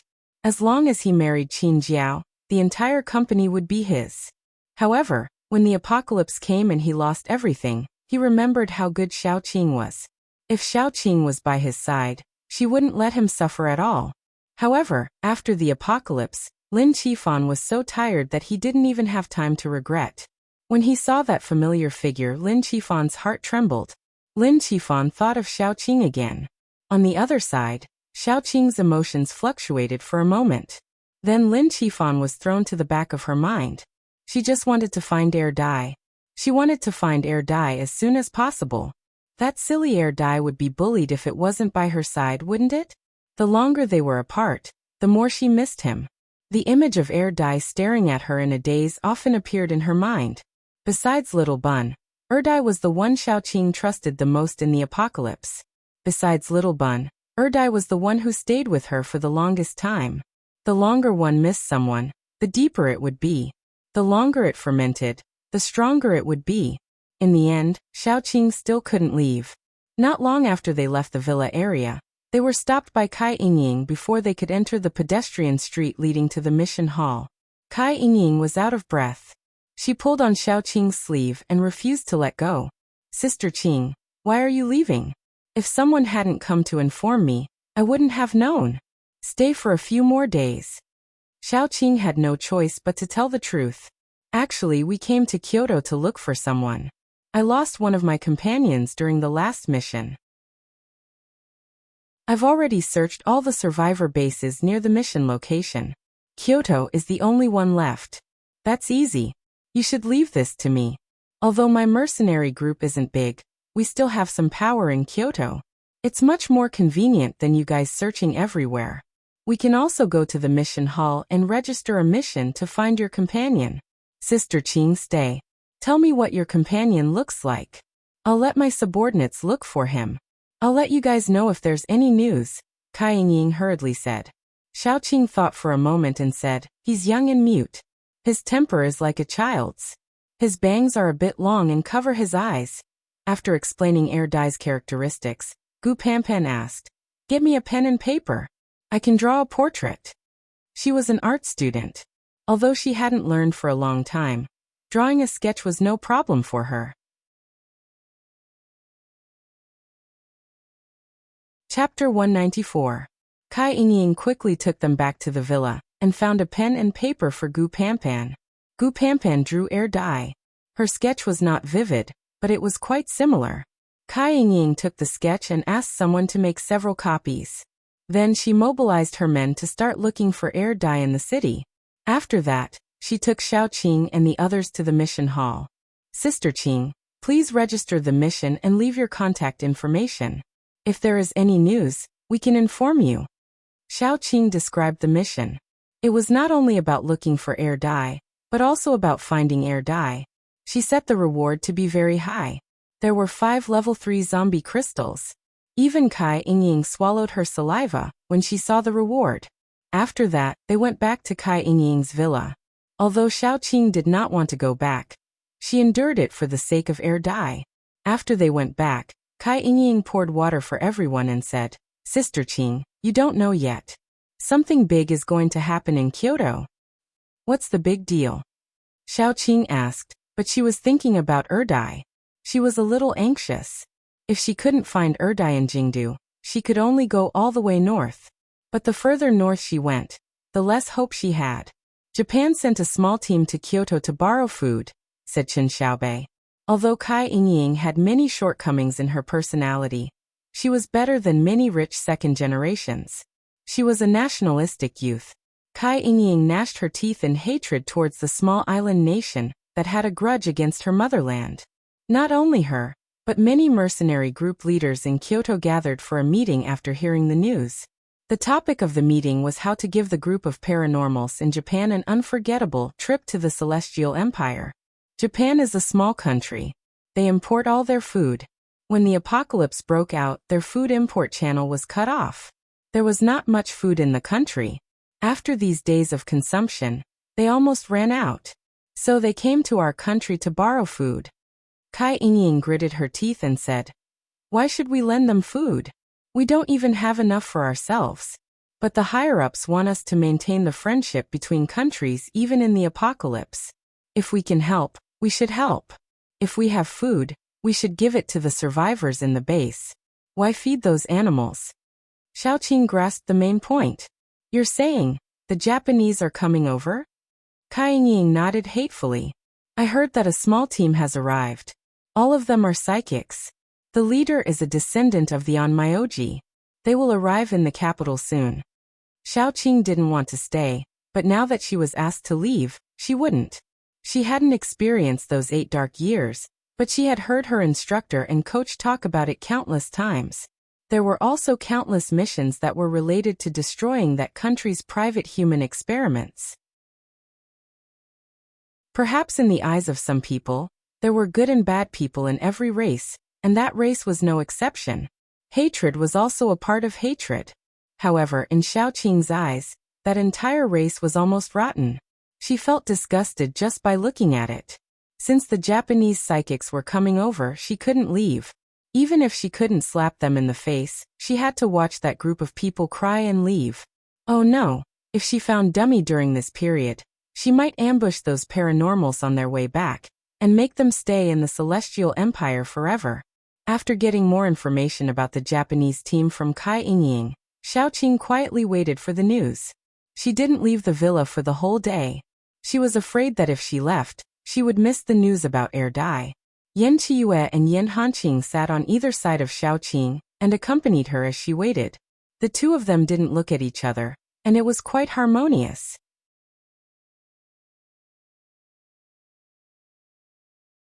Chapter 195. Unfortunately, Xiaoqing waited for a whole day, but there was no news about Dai. She couldn't help but feel annoyed. Let's wait for 2 more days. If there is still no news, we'll continue north. Now let's go back and rest. Xiaoqing gritted her teeth and said she would never give up looking for Dai. If she couldn't find him in the north, she would come back and look for him again. The Celestial Empire was only so big.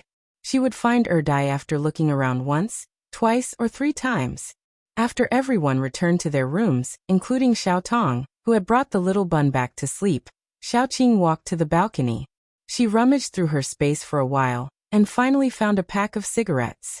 She lit one up. Actually, Xiaoqing didn't smoke much. People who really smoked would inhale into their lungs. She, on the other hand, only inhaled and exhaled. As the smoke swirled around her, her originally irritated mood really did improve a little. The sun slowly sank, but the moon couldn't be seen rising, and the stars couldn't be seen shining. There were only layers of dark clouds, dark and heavy, blocking all the light. Xiaoqing didn't know how long she stayed on the balcony. There was only 1 cigarette left in the pack, and it flickered between Xiaoqing's fingers. As soon as Yan Qiyue came, he choked on the strong smoke and coughed. He almost cried. He fanned the smoke lingering at the tip of his nose and walked up. "Qing, why aren't you sleeping?" Xiaoqing coughed and put out the cigarette, but didn't put it out. "I can't sleep. I feel annoyed." Yan Qiyue came over and hugged Xiaoqing's waist from behind. He then put his head on Xiaoqing's shoulder. "Don't worry. We'll definitely find it."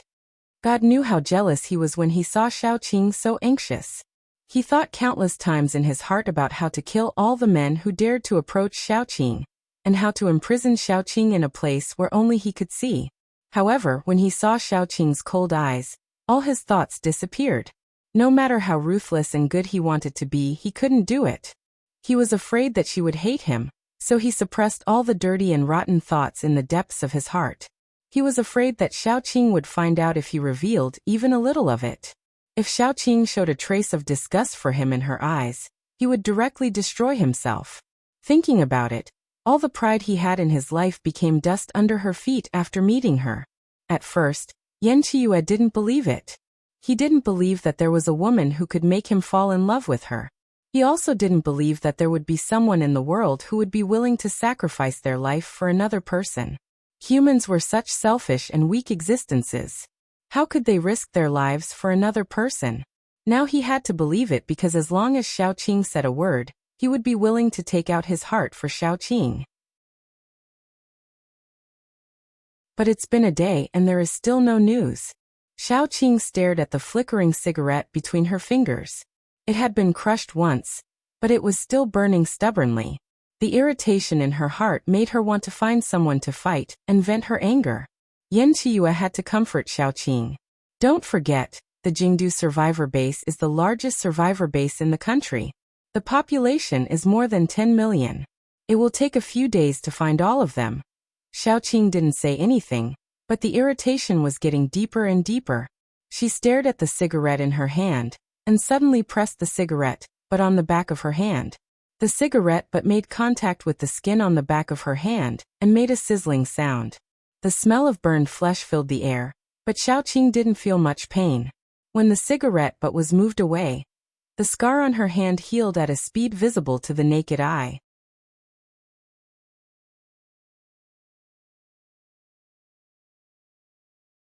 Chapter 196. Her Highness Queen didn't sleep for the entire night. She woke up early the next morning and made a pot of soup. She stewed a whole hen. After stewing the soup, She tore the hen apart and tore the meat into strips. Then she added some ginger and chopped green onions to cook the meat. The taste was very delicious, especially the soup. This time, Xiaoqing stuffed some mushrooms and wood ear into the hen's belly. She took out a bowl of soup and put the rest of the meat together with the soup. That bowl of soup was reserved for Yan Qiyue. When Kai Yingying's chef came to work with a yawn, he found that the meal was already ready. Breakfast shouldn't be too greasy. Although Xiaoqing's soup wasn't greasy, it was more suitable for drinking at night. If it weren't for Yan Qiyue, she wouldn't have made it. Therefore Xiaoqing made extra porridge, almond and barley porridge. When everyone woke up, the porridge was ready. Each person had a bowl with side dishes and chicken soup. Kai Yingying came over to have breakfast with them. During breakfast, Kai Yingying said, "The accurate news is out. The Japanese team will arrive this afternoon." Xiaoqing thought that it was the news from Dai. After hearing it, she couldn't help but feel disappointed. However, she quickly cheered up and said, "Oh? Is this news confirmed?" Kai Yingying hurriedly nodded. "I also heard that although they came to borrow food this time, under the guise of an exchange, they said that they wanted the ability users of the two countries to learn from each other. Only then can they improve. Everyone is holding back their energy now, waiting for that group of people to come and teach them a good lesson." To put it bluntly, the population of the Celestial Empire was astonishing and dense. Therefore, when the apocalypse broke out, there were heavy casualties. But at the same time, the huge population allowed the number of paranormals to surpass other countries. Japan was just a small place. How many paranormals could there be? Coming over for an exchange was a good thing. At least, they could vent their anger. Xiaoqing narrowed her eyes and began to plan. When the time came, no matter what, she would sneak in and take a look. Although she couldn't win glory for the country, she wanted to see them get slapped in the face and vent her anger. Xiaoqing couldn't help but ask, "Is there any news about the person I'm looking for?" Kai Yingying was stunned for a moment and quickly said, "It's my fault. I forgot to tell you. This morning, someone provided information that they had seen a person who looked very similar to the portrait near a small Esper base near Yanjiang. I don't know if it's the person you're looking for." Xiaoqing suddenly stood up. "Which base? What's its name? How long ago was it?" "Sister Qing, don't worry. I'll go with you in a while. Anyway, that base is not far from the capital." Kai Yingying smiled and said, "It will only take 2 to 3 hours to go back and forth. We can still catch up with the Japanese entering the city." Xiaoqing put down her chopsticks and looked around. They were almost full, so she quickly said, "Everyone should be full, right? In that case, let's go there quickly." Yan Hanqing and the others all knew that Xiaoqing was eager to find Dai. Now that she finally had news about Dai, she couldn't control her emotions. They all put down their chopsticks. Kai Yingying originally wanted to pick Yan Qiyue up and say a few words, but now she had to stand up. "Then let's go." Kai Yingying brought 2 espers with her. They were both beginner level 3 espers. Her father asked her to bring them along to protect her safety. Level 3 espers were not many. In Kai Yingying's entire mercenary group, the number of level 3 espers could be counted on one hand. If it wasn't for her father's love for her, he would never send level 3 espers to be her bodyguards. It should be known that in ordinary small and medium-sized mercenary groups, a beginner level 3 esper could be the leader.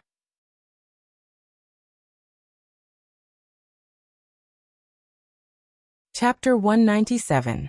Their destination was Pengcheng Survivor Base. The base was very small and named after Li Pengcheng. There should be a few thousand survivors in the base. They were all survivors from the nearby towns, and were built by the townspeople. It wasn't far from the capital, only an hour and a half away. They were in a hurry, so it took them a little more than an hour to reach their destination. Kai Yingying's father's mercenary group wasn't a big deal in the capital, but in a small base like this, it was a big deal. When the base chief heard that Kai Yingying had brought people over, he led the higher-ups to greet them, giving Kai Yingying enough face.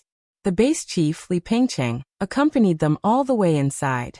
The ordinary people in the base couldn't help but look over. Kai Yingying felt even more honored. She said to Li Pengcheng humbly, "This time, I came to your base to look for someone." Kai Ying took out the portrait. I heard that this person appeared near your base, so I wanted to come and look for him. Mr. Li, can I trouble your base to put up a poster? Li Pengcheng's gaze was complicated. After a while he said, no need.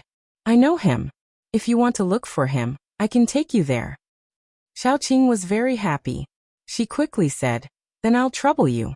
Li Pengcheng led the few of them to a tent. The nearby tents were all very simple and crude. Most of the tents had skinny women sitting in front of them. Some of the women were basking in the sun, while others were chatting in groups of 2s and 3s. Li Pengcheng stood outside a tent and shouted, Fu Jingma, someone is looking for you. When she heard the name, Xiaoqing was disappointed. Dai couldn't speak. How could he give himself a fake name? He must have found the wrong person. But then the curtain was pulled open by a pale, thin hand. From inside, a face that Xiaoqing couldn't be more familiar with appeared. Who is it? The man raised his eyes lazily and raised his chin, which was slightly thinner than Dai. Xiaoqing was immediately stunned. The person in front of him looked exactly like Dai. The only difference was that he looked a few years older than Dai, so he was a little taller. Not only was Xiaoqing shocked, Yan Hanqing and the others were also shocked. Gu Panpan couldn't help but say, heavens, are they twins? Why does she look so much like Dai? The young man was stunned for a moment and lowered his eyelids slightly. After a while he raised his eyes and said, you've met someone who looks exactly like me? Xiaoqing was very disappointed. She thought that she would be able to meet Dai this time, but she only saw someone who looked exactly like Dai. Looking at this face, she missed him even more and felt even more impatient. We've found the wrong person. Xiaoqing said softly, let's go. We'll look elsewhere. The young man hurriedly called out to Xiaoqing, have you really met someone who looks exactly like me? Is his name Fu Jingxin? If you've met him, can you tell me that my younger brother is missing? Xiaoqing was about to leave, but she stopped in her tracks. You're saying that you have a younger brother called Fu Jingxin who looks exactly like you? The young man called Fu Jingma nodded. Yes, I've been looking for him for a long time. Xiaoqing thought for a moment and said, is he about 17 or 18 years old? Does he have a crescent-shaped birthmark on his waist? Fu Jingma hurriedly said, yes, it's him. Do you know where he is? Xiaoqing shook her head. There was an accident some time ago and he went missing. I'm also looking for him. Chapter 198. Xiaoqing didn't know if it was her imagination, but Fu Jingma seemed to heave a sigh of relief. He smiled gently and said in a low voice, I finally heard news about my brother again. Although it's not very good news, I feel much more at ease. Xiaoqing was silent for a moment and then asked, do you want to leave with me? When I find him, you can reunite. Fu Jingma grabbed the curtain and said carefully, can I leave with you? His eyes were very beautiful, and the shape was exactly the same as Dai's. Xiaoqing couldn't help but think of Dai's pair of eyes that were especially dark and shiny when he looked at her. Yes. Xiaoqing nodded. Yan Qiyu immediately climbed up. He was almost hanging on Xiaoqing's body, and then looked at Fu Jingma with a smile. Since Qing has spoken, you should pack your things. Fu Jingma's face was slightly red and he said embarrassedly, I don't have anything to pack. Then come with me. Xiaoqing calmly pulled Yan Qiyu away from her body and glanced at him. Stand properly. Why are your bones so soft? Yan Qiyu pouted, feeling wronged. Then she reluctantly straightened her body. If an ordinary man pouted like that, it would definitely make others feel very feminine, or even disgusting. However, Yan Qiyu didn't. He raised his eyebrows and curved his lips. Not to mention his actions, even his subtle expressions were a little seductive. He simply made people feel that he was the reincarnation of a vixen. Gu Panpan secretly complained. Kai Yingying's heart ached when she saw how flirtatious he was. Fu Jingma indeed didn't have anything to pack. He just packed a small bag and carried it on his back. He followed Xiaoqing. Kai Yingying and Li Pengcheng thanked them, and the group left. After all, they were anxious to go back and embarrass the Japanese. Along the way, Fu Jingma didn't say much. He was very low-key and calm. After Gu Panpan and the rest compared him to Yin Chiyue, they also had a faint good impression of Fu Jingma. They returned at the right time. When they reached the main gate of Kyoto, they coincidentally bumped into the small group of Japanese entering the city. The leader was a young man in a white kimono. His eyes were gentle, and his facial features were not outstanding. However, his temperament made him stand out from the crowd. This should be the successor of the Onmyoji, the representative of Japan's envoy group. Behind the youth was a fierce-looking man in a samurai suit with his hair tied up in a bun. He had a samurai sword on his waist and his steps were steady. He was probably a martial artist before the apocalypse. In the entire emissary group, Xiaoqing only remembered these two people. The one with the bun in the samurai uniform was still alright. He was just a beginner level 4 warrior. Xiaoqing definitely had no problem dealing with him. However, the Onmyoji was more difficult to deal with. Xiaoqing felt a sense of danger from him. Although Japan was a small country, the Onmyoji was not easy to deal with. After all, he was the strongest person in his country. If he was too weak, it would be unreal. Xiaoqing and the rest were at the entrance. They watched the group of people enter the city before entering the city. The ones who welcomed them were the leader of the base's own group of paranormals and a few higher-ups. Xiaoqing looked at them from afar and went back with Kai Yingying and the rest. Fu Jingma was a person who knew how to reduce his presence. After Xiaoqing and the rest went back, they asked Fu Jingma to find a room to stay in. Fu Jingma also knew that Xiaoqing and the rest wanted to chat, so he left. Kai Yingying was also called away. Only Xiaoqing and her friends were left. Yen Chiyue immediately asked in confusion, "Why did you bring him back?"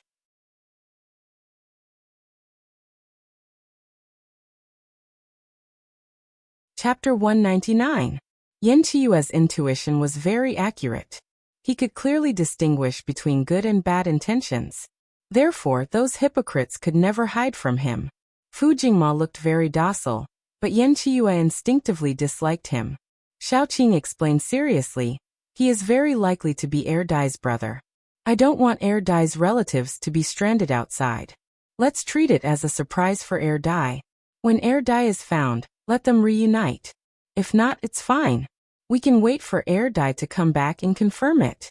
If not, we can just send him away with a sum of crystals." Yen Chiyue nodded. Then he immersed himself in discussing with Xiaoqing the route to find Air Dai. After the envoys from the island nation left, they would also set off. They would follow the planned route and head north to look for Air Dai. When Kai Yingying came back, it was already dinner time. She also brought back a piece of news. There will be a friendly match tomorrow. The group of Japanese paranormals wants to compare notes with us. Each side will send 6 people. This afternoon, several large mercenary groups almost broke their heads to fight for these 6 places. My father didn't get it, but we can all go and watch. It's good to be able to watch, Xiaoqing said as she went downstairs. She guessed that 2 spots would be given to the base, and the remaining 4 would be given to the 4 large mercenary groups. How could there be any left for Kai Yingying and the rest? When Xiaoqing went downstairs, she saw Fu Jingma wearing a pink apron. He was putting food on the table. When he saw Xiaoqing and the rest coming down, he lowered his head shyly. "You don't have to do all this," Xiaoqing said calmly. The young man intertwined his fingers and said embarrassedly, "I have already caused trouble for everyone by following you. How can I not do anything? Besides, I have nothing to do. If I don't do anything, I will feel anxious." Gu Panpan liked this kind of humble and low-key person. Most importantly, he was not like Yen Chiyue. She quickly said, "You don't have to do all this. Just rest. Our leader is a very good person. We don't ask for anything in return." Fu Jingma quickly shook his head and said softly, "Sister Panpan, doing such a small thing is not tiring at all. You don't have to do so next time." Xiaoqing helped Little Bun settle down and said, "Let's eat. I will make a pot of soup and be back soon." She was now used to making a pot of soup every morning and night. Not only was it nourishing Yen Chiyue's stomach, but it was also nourishing the bodies of others. She made different kinds of soup every day. When she came back, she saw Fu Jingma sitting at the bottom. He looked very restrained. Xiaoqing did not say anything. She did not plan to let Fu Jingma integrate into her small group in a short period of time. Everything depended on Air Dai. If Fu Jingma was really Air Dai's brother, everything would be fine. She did not mind taking care of one more person. If Fu Jingma was not, she did not need to cultivate any feelings for him. She could just send him away. Moreover, men were supposed to be more free and easy. Xiaoqing wasn't his father or mother, so how could she teach him a lesson? After dinner, the group gathered in the hall for a while. They drank some water and chatted. Cai Yingying left early, leaving Xiaoqing and Yan Hanqing to fight in the courtyard. This process did not refer to the fight between ability users. It was a physical fight. Although Yan Hanqing could not defeat Xiaoqing, he did not lose to Xiaoqing in terms of physical strength. After all, Yan Hanqing used to be the soldier king of his generation, and was known as the Manchurian tiger in the 3 major military regions. After becoming a paranormal, his physical fitness had improved a lot. The two of them fought in the yard for half an hour without risking their lives, but it was still a draw. The others were watching with great interest at the door. Fu Jingma could not help but ask, Sister Qing and Brother Qing have trained before? They are very good. Gu Panpan munched on melon seeds as she gossiped with Fu Jingma. Sister Qing and Brother Qing were both from the special forces. Although they have retired from the military, their skills are definitely top-notch. And this isn't the real thing. Yin Chiyue could not help but roll his eyes at Gu Panpan. You talk too much. He was not willing to listen to Fu Jingma ask about Xiaoqing. Gu Panpan and Yin Chiyue did not get along. The two of them were born to be at odds. Every time they met, they would quarrel. You are a trap. How dare you talk about me like that? Every time this happened, Gu Panpan hated her brother. She was angry that he did not fight for her. Look, let's not talk about Yin Chiyue. She pestered Xiaoqing every day. Even Yan Hanqing, that honest person, would silently make supper for Xiaoqing and fight with Xiaoqing. Only her brother. He did not know how to talk nonsense. He kept his thoughts to himself and kept them to himself. How could such a taciturn person get a girl? Even if he did not pester her like Yin Chiyue, he should at least take action. Would a girl take the initiative to throw herself at him? Thinking about this, Gu Panpan gritted her teeth. When her brother could be more reliable and take the initiative, she would not have to worry about losing a bunch of hair every day and becoming bald. No, she was most worried that someone would take the initiative and turn her future sister-in-law into someone else's wife. If it was possible, Gu Panpan really wanted to take her brother's place and chase after Xiaoqing. The two of them were like children, scolding and berating each other. The more they argued, the more addicted they became. Thus, they completely did not notice that Fu Jingma had been quietly watching Xiaoqing from the side. The light in his eyes was getting more and more intense. If they found out, the two of them would definitely put aside their temporary hatred and work together against the enemy. On the other side, although Xiaoqing was not sweating, she was exceptionally refreshed. She flipped her hair and tightened her loose clothes. Then she said, "Let's call it a day." Yan Hanqing subconsciously glanced at her closed collar.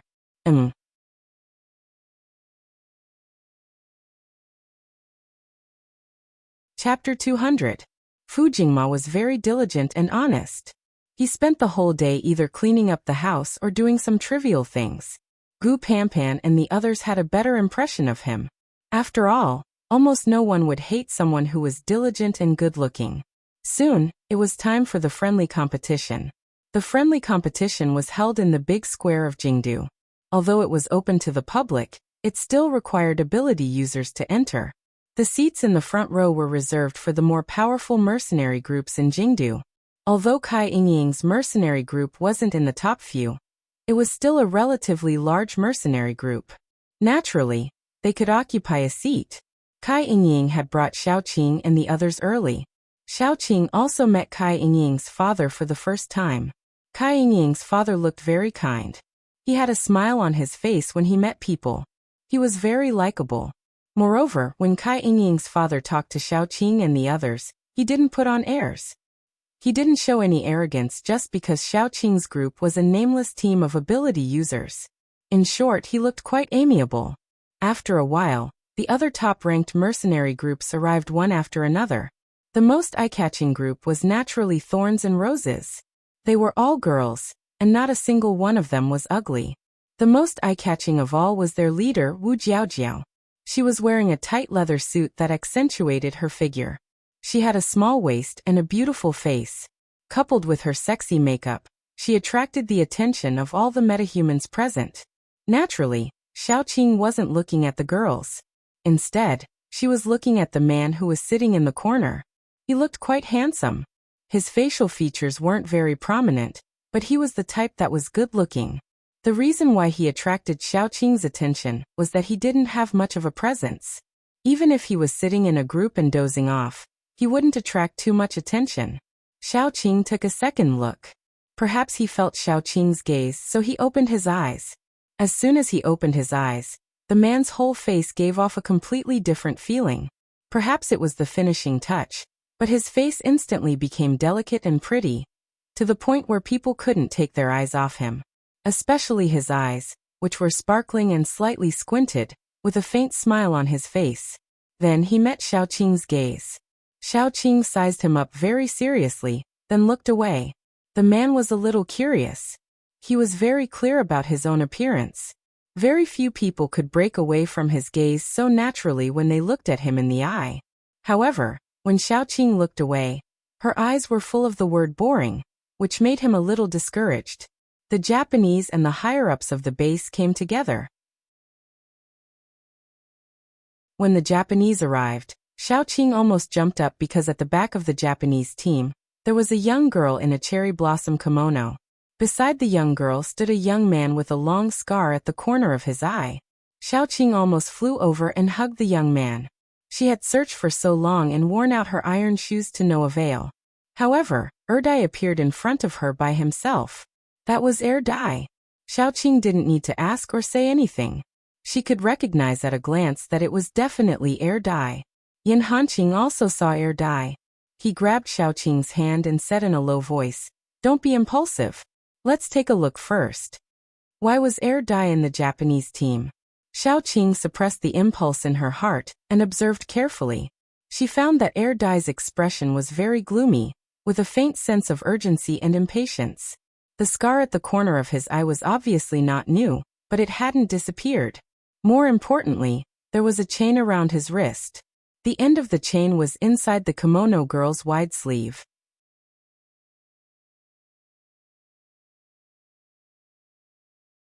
Chapter 201. Xiaoqing's heart was filled with killing intent. She was almost certain that Erdai was coerced. Don't be rash. Yin Hanqing felt Xiaoqing's killing intent and pressed down on her shoulder. Let's observe for a while more. Judging from the situation, Erdai is temporarily safe. Xiaoqing took a deep breath, suppressed the impulse in her heart but kept looking at Erdai. Erdai also felt Xiaoqing's gaze. He turned his head, and when he saw Xiaoqing, his eyes were filled with surprise and grievance. After not seeing each other for such a long time, Erdai had also calmed down a lot. He did not immediately show his impulsiveness, but stood there quietly. He did not make any unnecessary movements, only using his eyes to express his unhappiness and longing. Xiaoqing could clearly see that his eyes were filled with longing, so much so that it was about to overflow. Xiaoqing's heart ached. Ever since they met, they had only separated twice. The first time, she had abandoned him. The second time, she had abandoned him in disguise. This time, when they met again, Xiaoqing would never let such a thing happen again. After the Japanese had taken their seats, the two sides had a friendly exchange. Xiaoqing could understand the Japanese language, but she did not care about the small talk. Her hearing was very sensitive. She could even hear the girl in the kimono asking dummy in broken Chinese. Do you hate this kind of scene with so many people? It'll be over in a while. How about I take you around for a walk? Erdai ignored her and tilted his head to look at the ground. The girl was not discouraged and kept whispering in Erdai's ear until a man beside her said, Your Highness Aiz, it's time to take a seat. There were not many people who could be called Your Highness, and she was also a woman. Xiaoqing immediately thought of a person, Xiao Xiao Ai, the only daughter of the current emperor of the island. Why was she in the island's envoy group? Xiaoqing could not help but frown. If this woman was really Qiu Xiaoai, it would be troublesome for her to forcefully bring her back to Air Dai. The requirement of a friendly match was naturally to not kill anyone. After all, it was under the banner of friendship. Of course, it was very normal to not be able to hold back during the process. Therefore, even if someone died, the two sides would not pursue the murderer's responsibility. They didn't say it out loud, but everyone knew that the first one to appear was a short man from Japan with a big head. On the other side was the vice leader of the Frost mercenary group, one of the top paranormals in Kyoto. At the beginning of the fight, Frost's vice leader had suffered a few losses. The Japanese Esper was an earth elemental. He seemed to be a ninja who was good at combining earth elemental and martial arts. If it was a fight to the death, Frost's vice leader and the earth elemental would definitely be the one to die. However, during the competition, Frost's vice leader was at a disadvantage because he was not familiar with the ninja's tactics.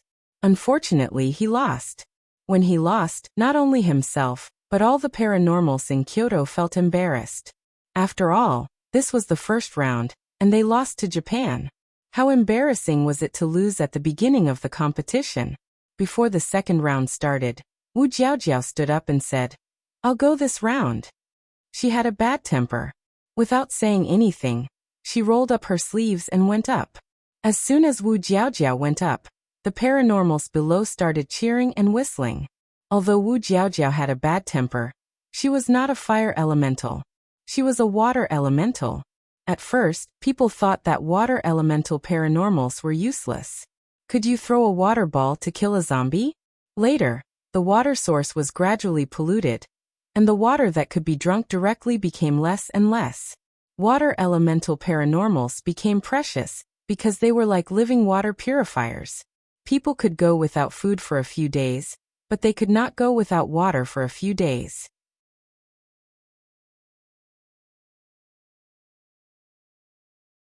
Chapter 202. Although water ability users had become precious, in people's hearts, they were still auxiliary types and were only suitable to be raised in the base. Wu Jiaojiao overturned everyone's thoughts. As a water ability user, when Thorns and Roses was first established, many people had bad thoughts because Thorns and Roses was full of girls. She had once challenged 6 ability users of the same level alone and won. Similar results were not just once, and slowly built up the reputation of Thorns and Roses. It could be said that Wu Jiaojiao was the idol of all the girls in Kyoto and water ability users. Wu Jiaojiao's ability was indeed very strong. She did not give the opponent a chance to use his escape technique. The water seeped into the soil. The ability user wanted to control the soil to form an earth shield, but he realized that he could not control the soil under his feet. Then the water curtain directly cut off all contact between the person and the outside world. Wu Jiaojiao lit a cigarette and lazily watched the water curtain shrink bit by bit. Finally, it wrapped around the shape of a person.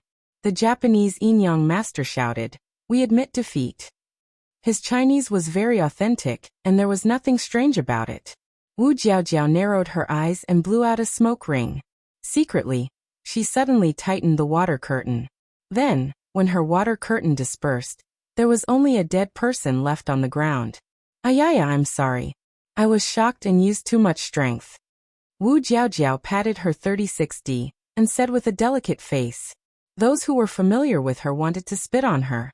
She had a bad temper and was delicate, but now, everyone only wanted to kiss her. She had given face to her countrymen and vented her anger. The Yin-Yang master's expression did not change. He only called his subordinates over, and then collected the corpse of the dead person. He did not seem angry. He politely called for the next person to come out. The person who came out was the warrior with the bun. Xiaoqing knew at a glance that he was actually angry because this bun was not simple. The moment the bun stood out, a person walked out from the Mad Demon mercenary group. Usually, the leader of such a large mercenary group would not easily make a move, except for Wu Jiaojiao's temper. The Mad Demon mercenary group's deputy leader was also on par with the leader. When the two of them started fighting, Xiaoqing sighed.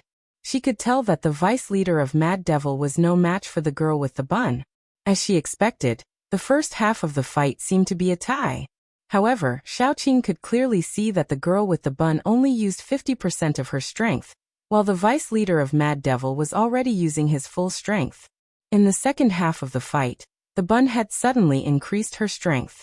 Mad Devil's leader didn't even have time to admit defeat before the vice leader was cut in half. It was split in the middle. Judging from the size, the two halves were of the same size.